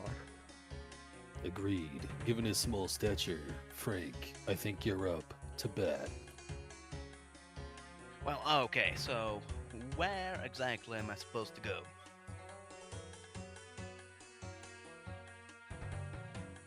I don't know. Maybe try looking around the outside.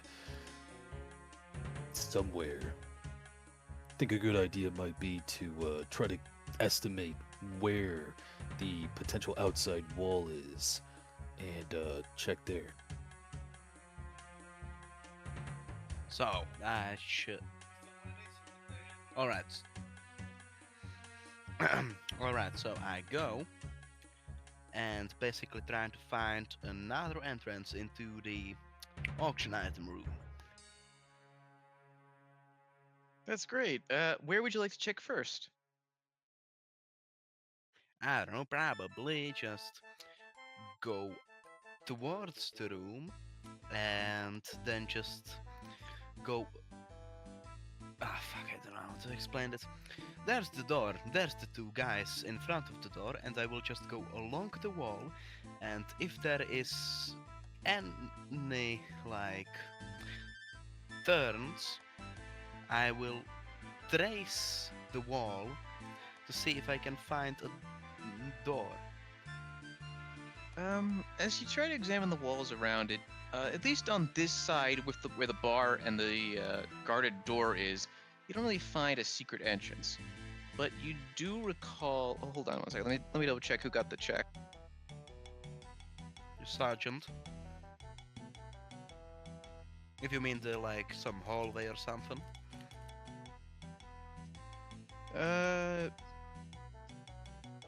No, just yeah, the back rooms is what I'm referring to. So yeah, you recall that there is some back rooms the guards aren't looking, and you can definitely recall, based on this, the general structure of those back rooms, that they would eventually lead to like the room itself, like at least the wall on the other side, because at least on the side where you're at, you can't get to like the far left wall. Yeah, then I would like to go into the back rooms. All right, well, you notice that the entrances of the back rooms are guarded, so I'm gonna have to ask you to do me a stealth check.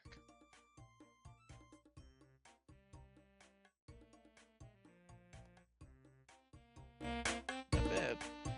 All right, with a little bit of finagling and sneaking and basically taking advantage of one of the guards yawning, you manage to sneak into the back rooms. They're a bit more dimly lit, and you don't really see a whole lot back here outside spare chairs, spare tables, spare games.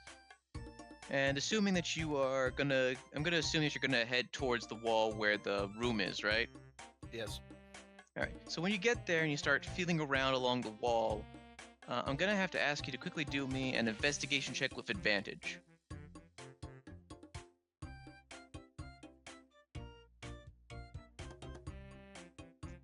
And as you start pressing little bits here and there along the wall, you hear a click, and the sound of a door opening nearby.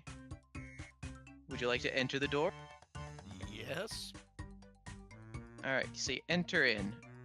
And do you want to close the door behind you, or do you want to just leave it open Yes, for right I now? would like to close it. All right, you manage to close it in, and you find yourself in this little treasure room. You see various items on tables and whatnot. You see let's see. You see a pestle and mortar that's in a glass case. You see a book with a skull on it. You see a skull. You see a wand, a bright red gem, and finally you see a pair of glasses with slightly different colored lenses in each one. So every single one of those items is in a glass showcase. Yes. Can I try to like roll investigation to see if there's like a sort of sensor, like which would alert somebody if I tried to remove the glass? Yep, go ahead and roll that. Not bad.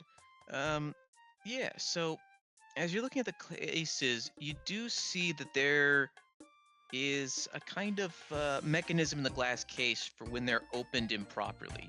So you know that if you try just lifting the case up, you'll pull a wire of some kind that'll trigger an alarm.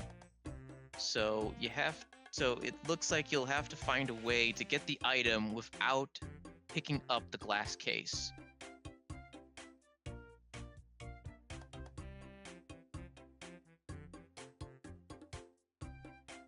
Well,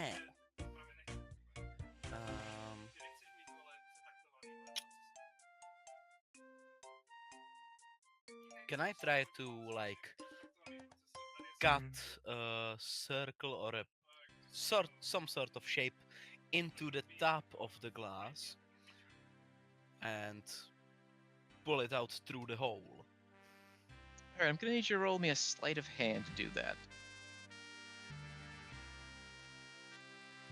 Okay, quick question. Which case are you doing this for? What did you call it? The mortar and the thingy? Like Yeah, the pestle and mortar. Okay, yeah. cool. So yeah, you managed to pull out your cutlass and very carefully, very quietly you cut a circular hole big enough for you to reach down and pull it out with. And you carefully then, well, you see the little glass shards you pull start slipping through, but you manage to catch it as it's starting to fall. You carefully place it outside the case and reach in to pull out the pestle and mortar. Is there anything else you'd like to do as you pull it out? What? No, I just pull it out. And what other items did you say there were? I believe some glasses and a wand. Yeah, you see glasses with one lens being pink and one lens being yellow. You see a perfectly cut red stone that the light shines off quite well. You see a wand that looks to be drenched in blood. And, shoot, what was the other thing I said was there?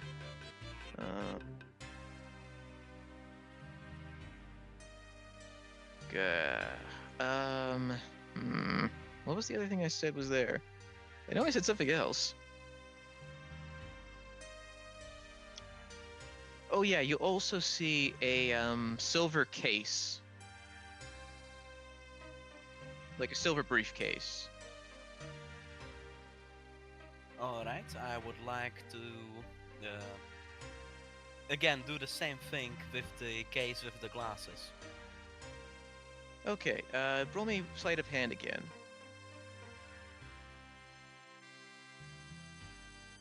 Wow, that's lucky. You managed to pull off the same thing, very easily taking the glasses. As you're looking the glasses over, there's something about them that doesn't seem quite right. Like, they're like a little bit, like the little middle part between the lenses is a little bent in some ways. I don't worry about it. I will put it in my pocket. All right. Okay. Anything else you'd like to do? I'm glad you asked. How about the wand? All right. Roll me sleight of hand, but also roll me perception after that.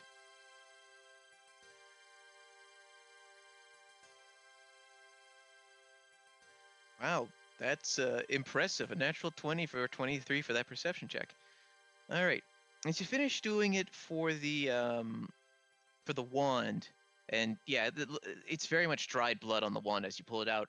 You hear a click from behind as the secret door opens up and then closes behind you.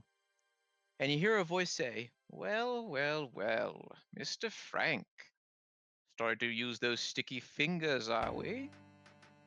Ah, well, hello there. So, which one are you after? Should I just open one of those showcases for you? I assume you turn around, right? Yes. As you turn around, you see a bartender wielding a very vicious-looking dagger that he's twirling in his hands rather deftly. "Well, allow me to say that I would like the pestle and mortar that you've just taken. After all, I think it's only fair that I take what's mine. After all, this is a competition, isn't it? Yeah, and I got to it first. Unfortunately, I think I'll be taking it. Unless I'm you'd not like me to taking take your it. life." Well, now that is quite a predicament. I don't want to hand it over to you because you will do something bad with it, probably. And I want it. I suppose we're at an impasse. You see, I have gotten pretty interested in brewing teas, and this mortar and pestle might help me with that. It's a shame, Mr. Frank. I was starting to like you, but I guess killing you is a better option here. And then he decides to start approaching you. Do you want to try engaging him in combat, or would you like to try and escape the room? I look behind him at the wall next to the door. Is there some sort of lever, like lever? I You see a doorknob. Oh, well, I'm probably gonna try to maneuver around the showcases so that he just that I can outmaneuver him. All right, I'm gonna need you to do me an acrobatics check then.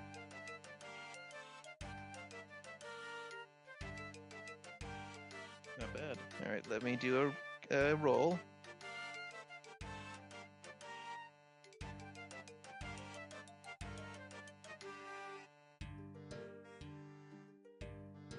All right.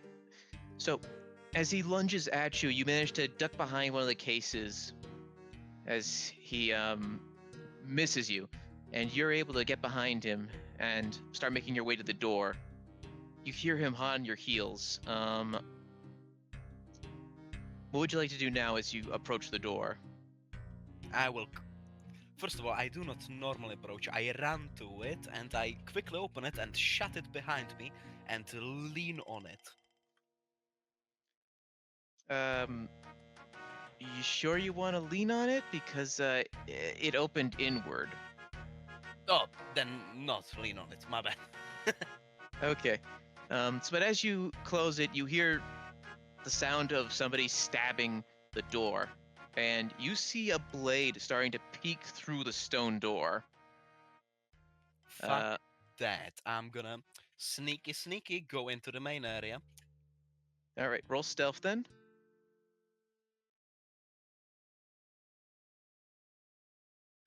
Ooh, you managed to sneak in there relatively easily. Whew. I go over to the group, and I would like to say, with every item I took, I put it like in my backpack, you know, just so you know I am not you having all of the stolen items in my hands. Right.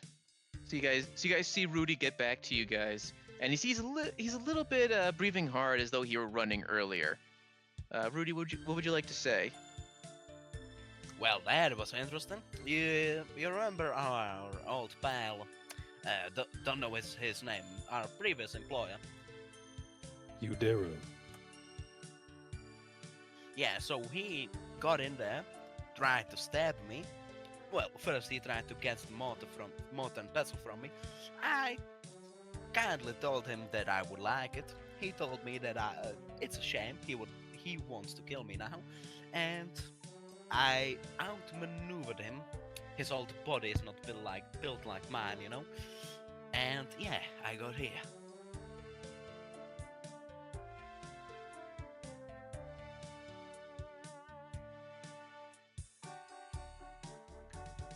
Oh boy. This We might should get probably messy. get out of here. As you say that, you guys then start hearing an alarm go off. And all the guards, they all look to each other and they start heading out towards the main entrance. Rudy, based on what you saw in the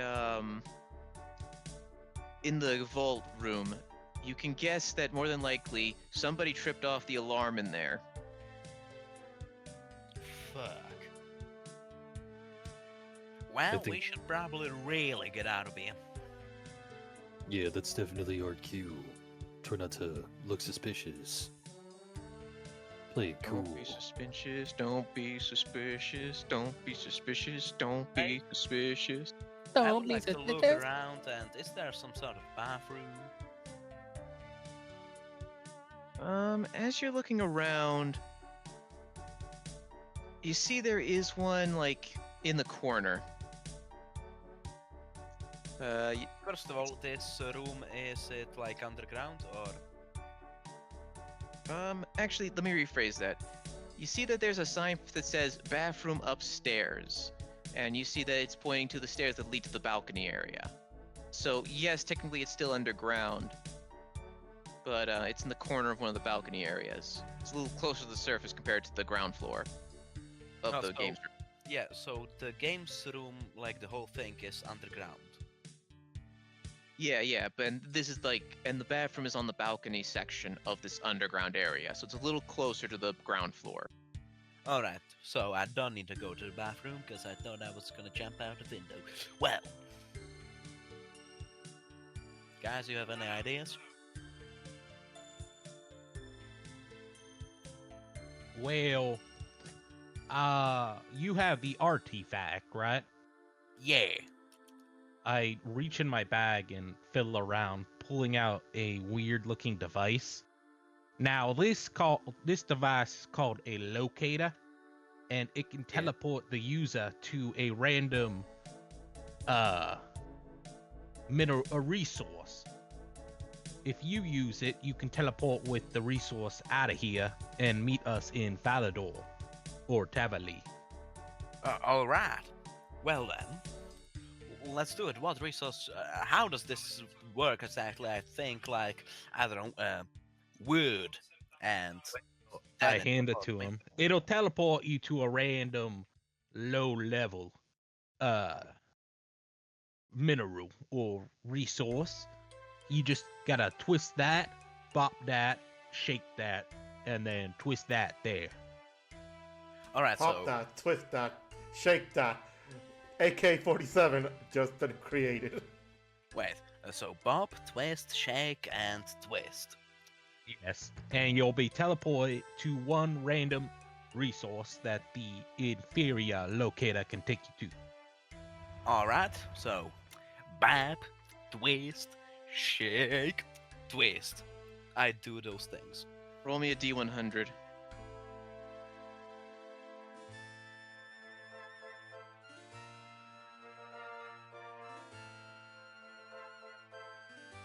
You see Rudy start to shimmer and shake and twist and bop and sift it, and then you see him teleport away, which everyone else roll me a perception check while I tell you where Rudy ended up. So Rudy, as the world stops spinning and shaking and whatnot, you manage to find yourself just outside the castle walls by some trees.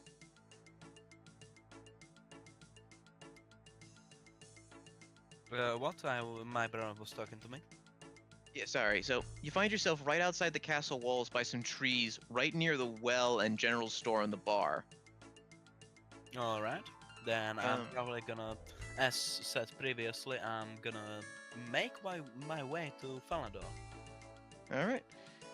You managed to make your way there relatively easily. Sergeant and Hobrock, you guys noticed that when Frank teleported, I nearly got them confused. You see that you guys were being observed as the shabby dressed card captain was watching you the whole time.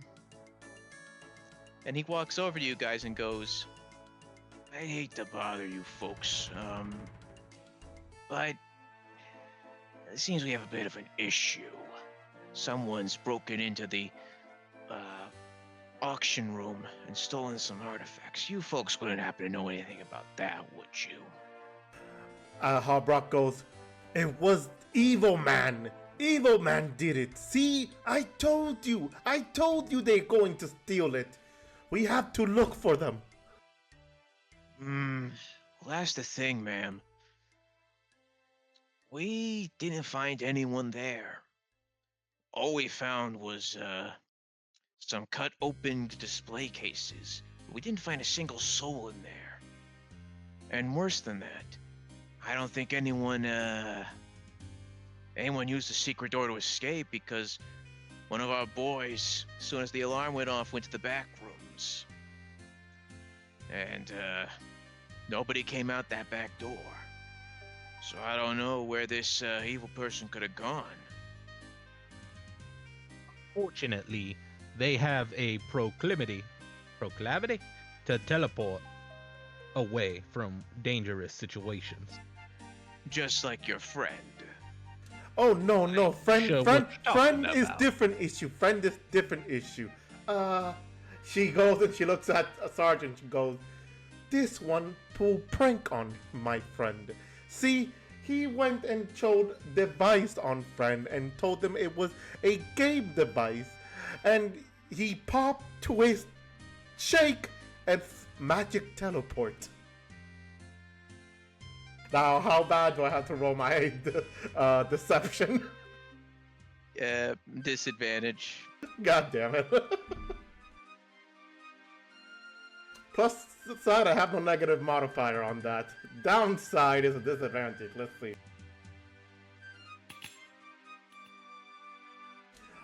14. Not bad, not bad. He doesn't look overly convinced by your explanation, but then he just shrugs.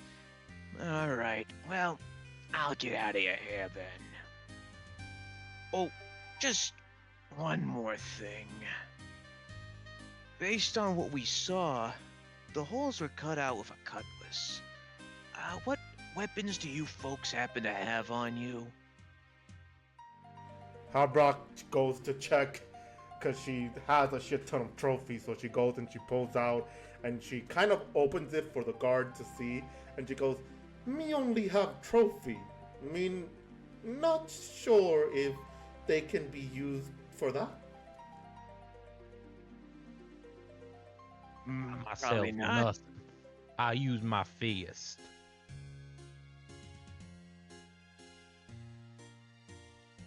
And how about you, big guy? What do you use?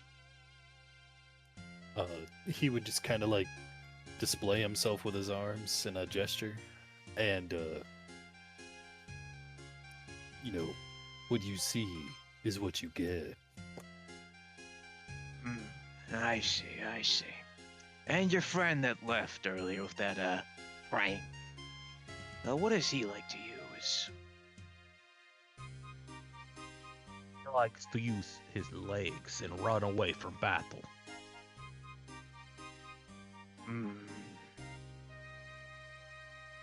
I see, I see.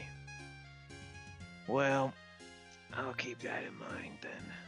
Anyway, looks like you folks are clean. You can leave now. Oh, wait, one more thing. Me and me friends, last time we were discovered by one bad guy that knew where we go. Maybe you have, what word they use? You have a giant mole in your group. A mole. Sorry, but the only giant mole I know of is in Falador. No. I mean, your bartender had somewhat of a loose tongue. Bartender? You mean Sam? I didn't quite catch his name, actually. His name? Sir, there's a problem.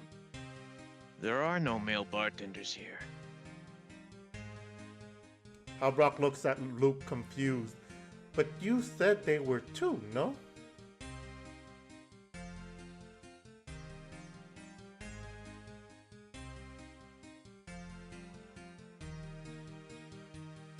No, he gave me a rabbit sandwich with tomato and a mind bomb. Wore an apron, no bow tie, very unclassy. Well, every waiter here, every bartender here just wears a apron, but that's weird. Let's see, besides Sam, there was this other girl. Millie, I think it was.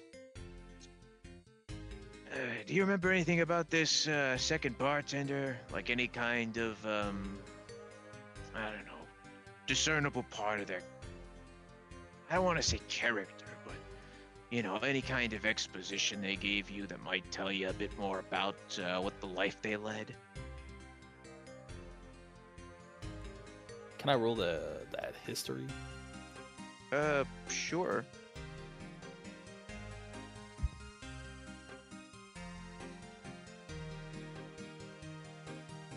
When you can't remember any. Why'd I do that? All right. It's something I. Okay.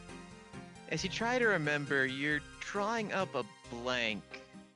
The only thing you can fully remember is that he took a rock to the face. He took a rock to the face. Um, That's it. do you remember why he took a rock to the face? Gonna have to take a rain check. Alright, rock to the face. The only description of a man like that I can remember was a few soldiers in the military. A number of them took a rock to the face. One of them had their whole face taken off by that rock. Died pretty shortly. I think his name was Mike. Oh. Yeah, his name was Mike. That's right. It was Mike. I think so. I feel pretty sure. Well, that's the problem then, sir. Mike's been dead for, I want to say a month now. Maybe this one used name of dead person to avoid what's word? She speaks in Orcish before going to no one sees them as bad guy. You mean wearing his face like a disguise? Yes. Hmm. Well, that would definitely be in line with what the knights seem to uncover back at the port. That is concerning. Well, you said you were working with Sir Tiffy, so I'll probably try to contact him later. Alright, you folks should start making your way out then. Sounds like you, might be dealing with something rather serious.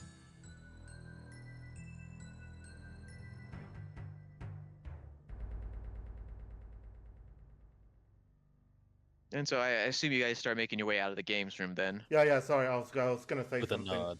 I was also gonna say yes. We have to go get friend now. From Prank. Right. The Dad Harbrock, if allowed, would try to make her way out of the game room and out of the castle or fortress, whatever the location is called.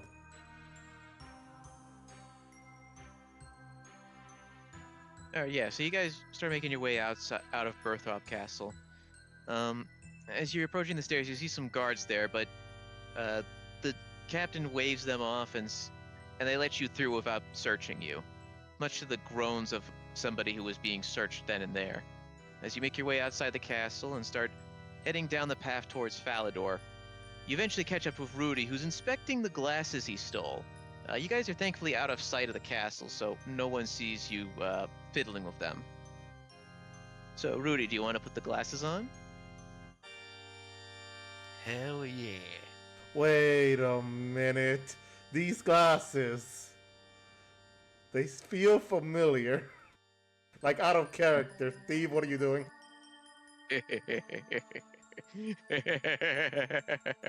No! Have fun, Frank.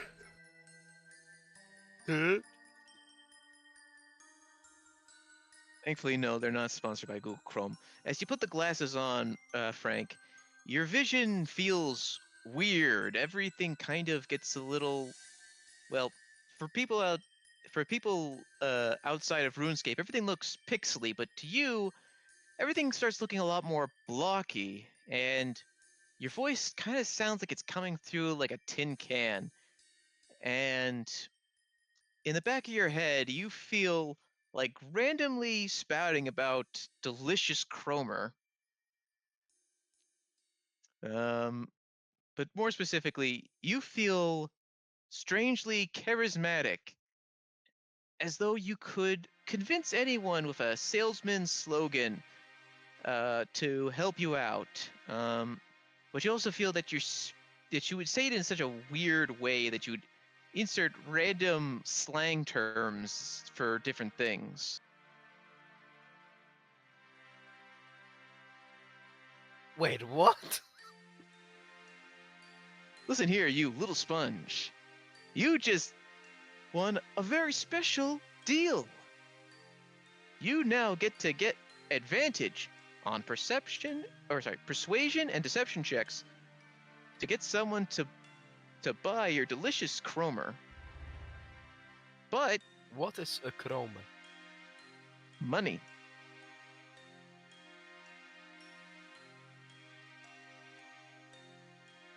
But you have to say it in a obtuse and very reference-heavy way. So something like, listen here, friend. Now, you just got yourself the best deal of your entire life. You see? Fuck, I don't know how to do it. I am a bad You see. salesman. You see, despite my horrible lack of speech, I have a very special deal for lonely hearts like you. Give me your delicious Cromer, and you get to live. Alright. And Anyway, listen here, Luke. Motherfucker, I knew it. Luke, you got yourself the best deal of your entire life. Now, I will give you this wand, and you will give me all the chromas you have. I'm sorry. Chromas? All your money. Ah. I see. And I assume I'm compelled to do this? first, Rudy, roll persuasion with advantage. Fuck, I only rolled it with. I'm gonna roll 2 checks then. I'm stupid. Ooh, delicious 20. Luke, roll me a charisma save.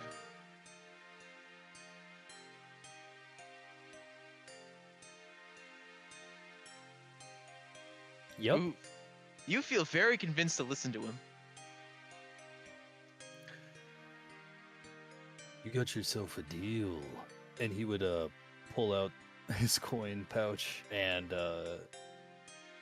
dump the contents into his hand and pass over the 135 GP. Well, thank you. Here you have your wand. Pleasure doing business. And I give him the bloody wand. 130. What? 135. Frank, I'm gonna need that inferior locator back. That is Arm's property. Oh, alright, there it goes. You know what?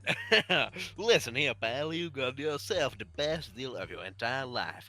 I will give you this inferior locator to you for the low, low price of 50 gold coins. Harbrock is looking so confused, like, why, why is Frank speaking like that? I need to roll myself a charisma save. Yeah, against his persuasion check with advantage. Oh no! Worry. All right. It's a very important piece of Arm's technology. I pull out 50 gold coins and hand it to him. Thank you, good sir. Pleasure doing business with you, and I hand over to him the inferior locator.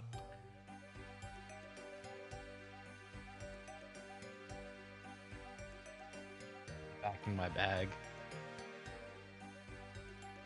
Oh, so yeah, Luke, feel free to add the Wand of Treachery to your inventory. Already?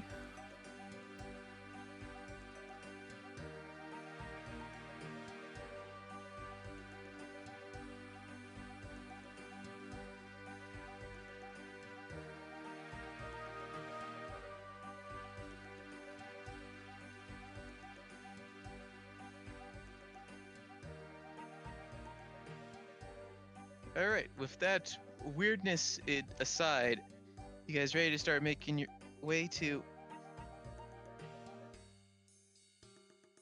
way back to Falador?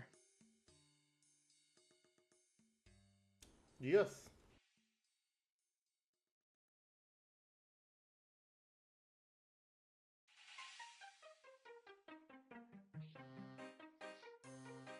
as you do, you approach the Taverley circle, and Cake Mix waves over to you.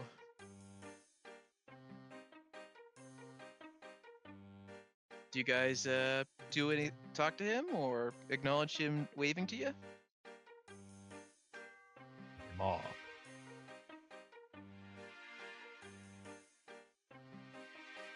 Did you say move on? Should blow him off as a joke, but Oh, okay. I wave at him Okay. and approach him. Well, Cake Mix, we just got done there with them auction. Oh, excellent. How did it go? We got what we needed, but I don't believe the auction even started. You may want to have left that part out. Not to you. Cake Mix, my oldest friend. We only met yesterday. You know. It's all in the past now. Guess you have history.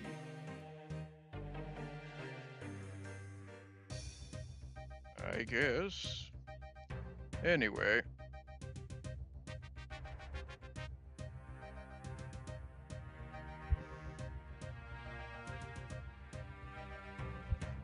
Well, now we gonna go back to good old Sir Tiffy with this here old Gothic artifact. Sounds good. I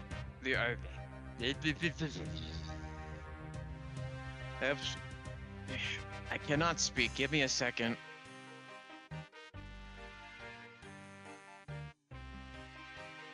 I trust you'll have a safe journey. Be well, my friends. And I trust you'll keep this artifact safe and sound.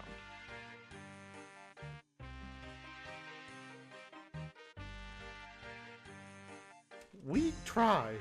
She looks over and says, me concern about glasses and what it does to friend. She points at Frank.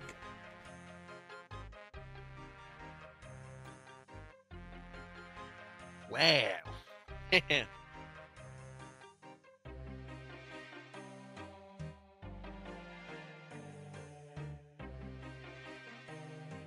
Don't worry, Homebrew, it's perfectly fine.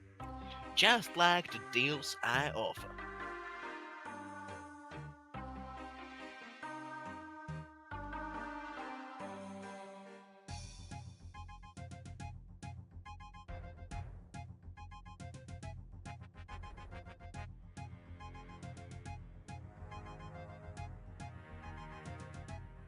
Alright, as you're leaving Taverley now and exiting out, you see the sun is definitely starting to set.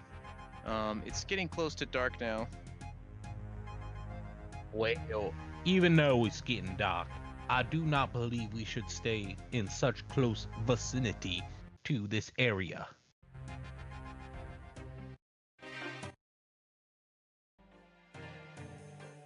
I think we should trek through the night to the old city of what?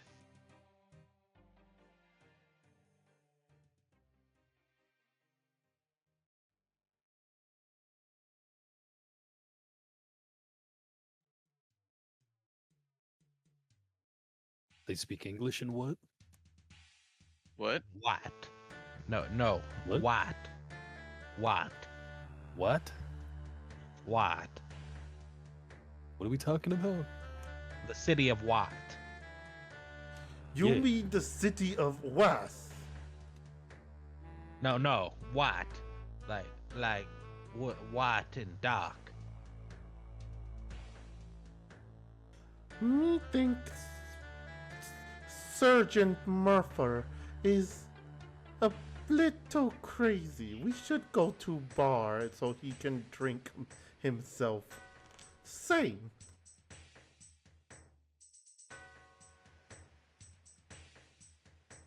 As you keep heading on Don't argue with that. your way to the bar, it's still really freaking dark as you walk the roads. It's quiet, lonely. And as you're walking down, you see at the crossroads to Falador somebody looking at the sign. He seems to be just standing there. Do you approach him?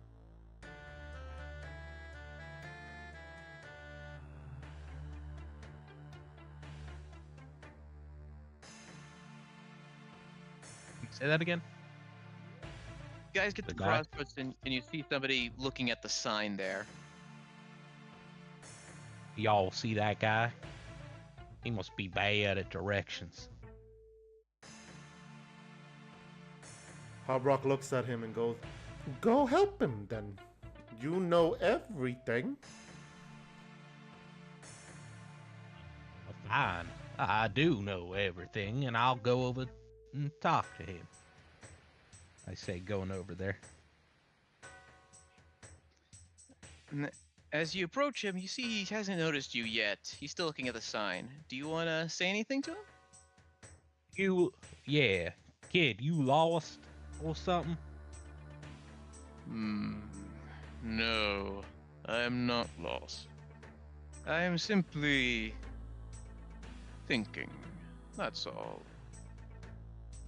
Thinking Perhaps. on how not to be lost? No, thinking about the state of the world. That's all. It's crazy. Earthquakes taking out the duel arena.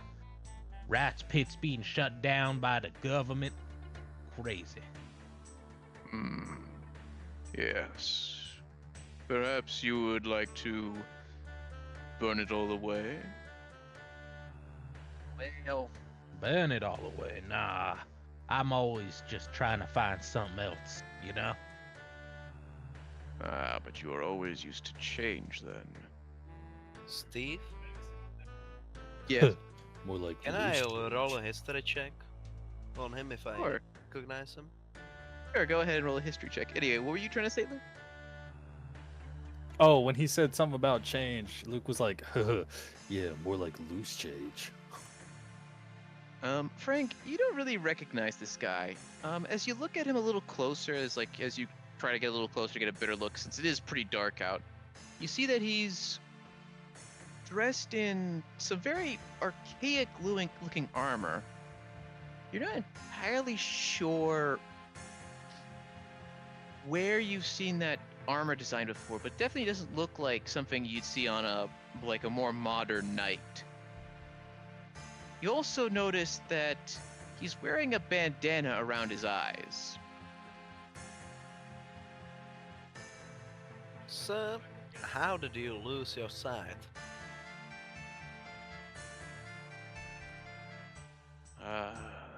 That takes me back. I think I remember they were plucked out.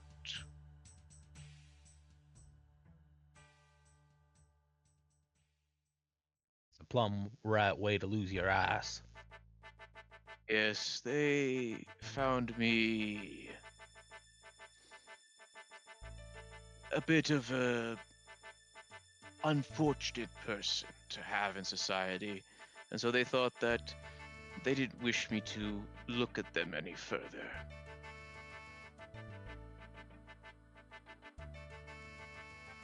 Who's, they? Powers that be.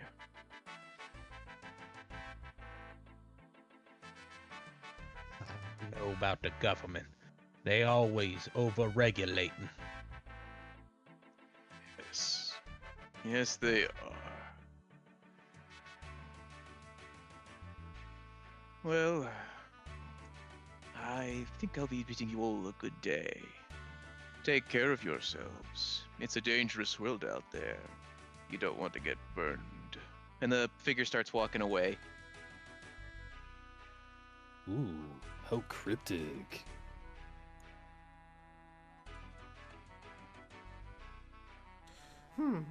He seems like a weird fellow. Maybe he just be lonely?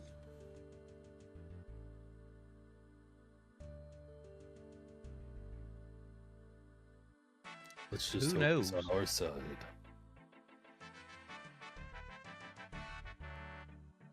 seeing that he wants to burn the world down, and we all had that nightmare about the world burning down, I'ma assume he ain't on our side.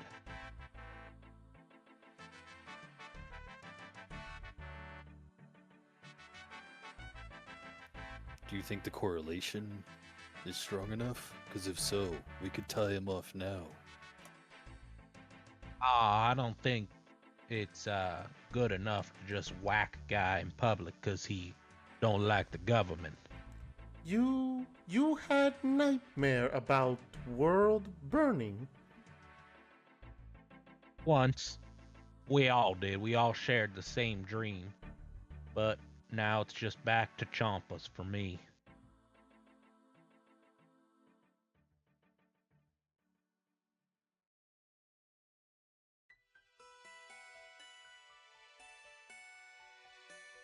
All right, do you guys want to do anything else at the crossroads? You want to just make your way towards Thalador? We're making our way downtown. Walking fast, faces pass, and you're homebound. No, no, no, no, no, no.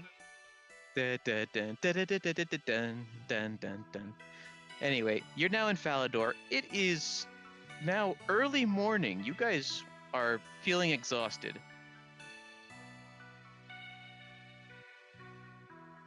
Hobrock gives a big, loud yawn, just.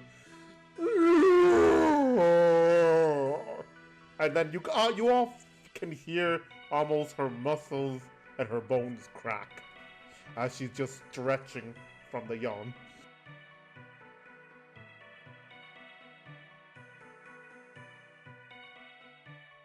Well, I suppose we might want to get some sleep after we see Sir Tiffy. Yeah, that would be ideal.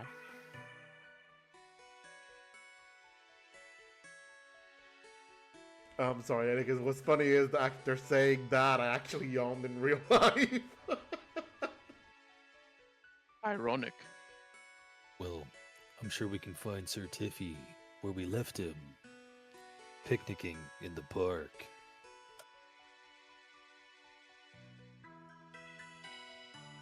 So you guys want to go to the Falador Park?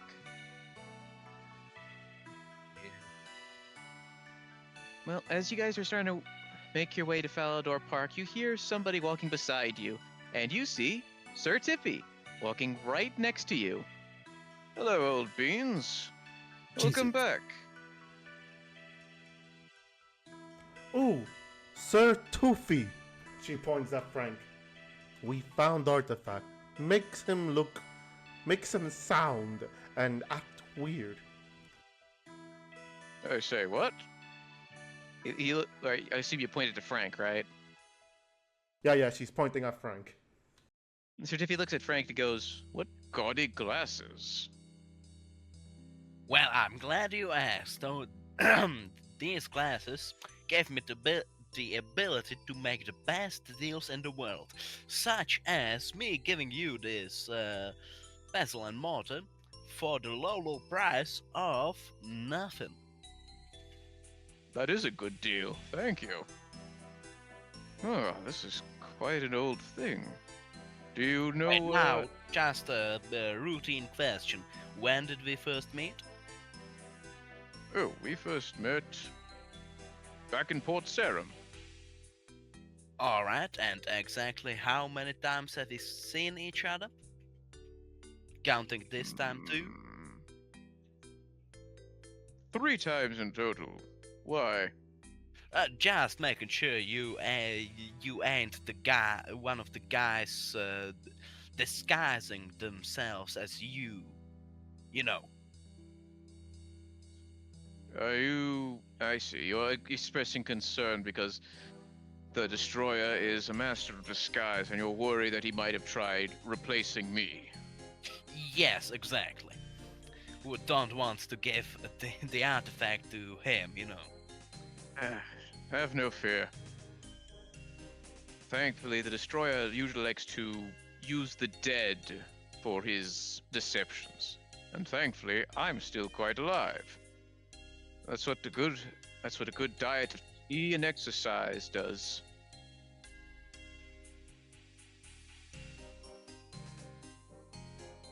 Oh, this is interesting. This is quite an old pestle and mortar. My word. I wonder, could this be from the first age?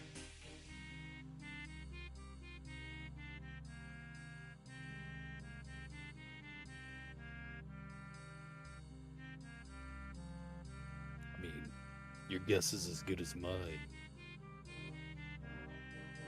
Yes, I suppose. Anyway, well, that's another artifact. Now we have 2, they have 4. Hopefully, this will delay their plans. So, what do you plan to do now? Do you think would you like some suggestions about where to find the relic related to the empty lore? You suggested the old dig site That's in right. Varrock. Yes. Yes, if you take the road. Yes, so there's 2 ways you can get there.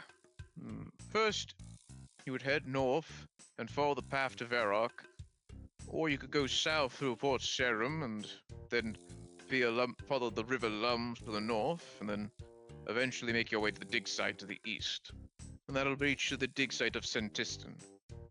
I'm sure the archaeology guild out there can help us. Archaeology guild? Don't you just mean the dig site? Nah, that big old archaeology guild. They built it after they dug up that dang old weird artifact thing. I don't know what you're talking about. Harbrock goes, did you find general of his to help us find out why he's saying weird things? Ah, yes, the Lord Marshal. The name came up when I looked it up, and I was looking through it yesterday. He seems to be mostly located in the near the Myths Guild, in the Philtip Hills.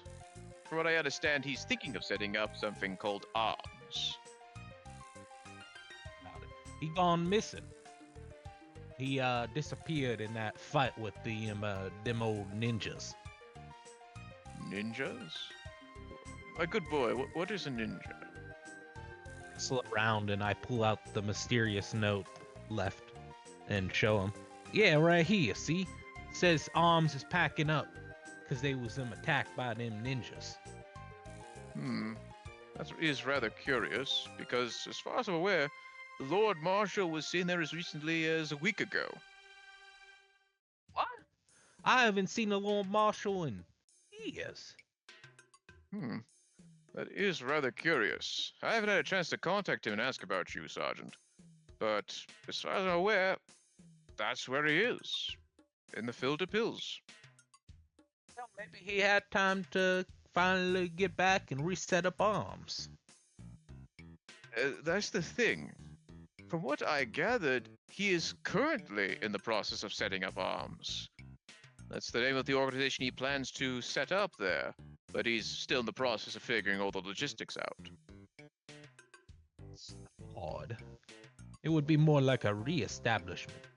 But, you know, that old dig site's up there now. She goes So on that ahead. might She not goes be on ahead and placed. smacks Harbrock smacks Sergeant on the side of the arm, going, he said creating, not remaking, which means Arms is real later, not now. Well, I ain't from the future. I Are you was sure? part of it in the past. Interesting. This Are feels you very- sure, Sergeant? Aren't you from the future? Well, Back as to the far as drum I'm aware, I ain't. Go ahead and finish what you were about to say, Luke, because I could not hear you over everyone else. Back to the Future, but like Back to the Drunkard reference. Back to the Drunkard 2. Well, maybe I have to check in with Lord Brogan sometime later. Yes, I suppose so. Well, why don't you stop for the night here, get some sleep and shut-eye before you start making your way to Varrock.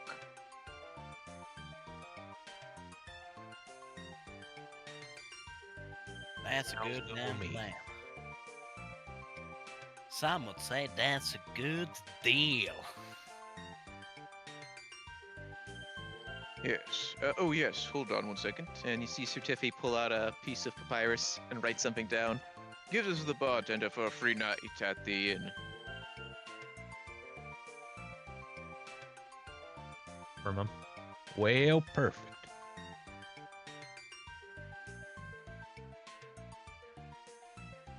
Anyway, I will let you get some rest while I enjoy a lovely day at the park. And I'll also make sure these artifacts with the other being kept by our top men. Harbrock goes, and you drink your tea, yes? Of course. Who in their bloody right mind would not drink tea? She shrugs. Bad guys?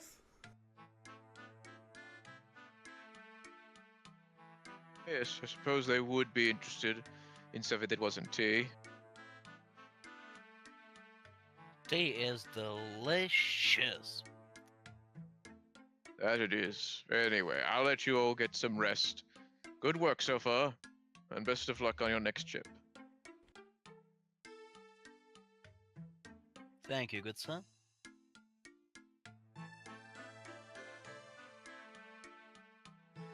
All right, and on that, is there anything else you guys like to do? Because I'm thinking of wrapping up the session here. Oh, I don't think there's anything I want to do here. Probably just have Harbrock take a long rest. So go ahead and do your long rest. And it's very simple, Luke. I gave you a 30-minute break. That's where your 30 minutes went. Anyway, yeah, so you guys take a long rest, and you head back as you go to the Rising Sun Inn and check in for a brief stay to regain your strength from your long journey to Birthrop. And we'll end our session here. Okay, I'm gonna have Sergeant drink himself until he passes out because he's scared of these thoughts that people are putting in his head. Okay, Sergeant. Well, because you have a complimentary room, you also get some complimentary drinks to help with you entering this drunken stupor. So, enjoy passing out from your anxiety. Will do. When Sergeant falls asleep, Frank would like to whisper into his ear, "You are from the future," while he sleeps. Okay, Sergeant, give me a Pushing in the wisdom bed. save. Hold on. Let me see. Wisdom. Oh, sweet, -1. Okay, 14. You managed to resist this little messaging this time. Switching around. Wow, no future. No, the past. Anyway, on that note, I bid you all a good day, and thanks for playing. Goodbye, Thank everybody. you. Bye, and this See you session hopefully was next a- week. Sorry, go ahead. Good night. and good no, luck. I was just saying this session was a lot of fun. I hope we have many more to come then. And Hobrak, can you show me how to change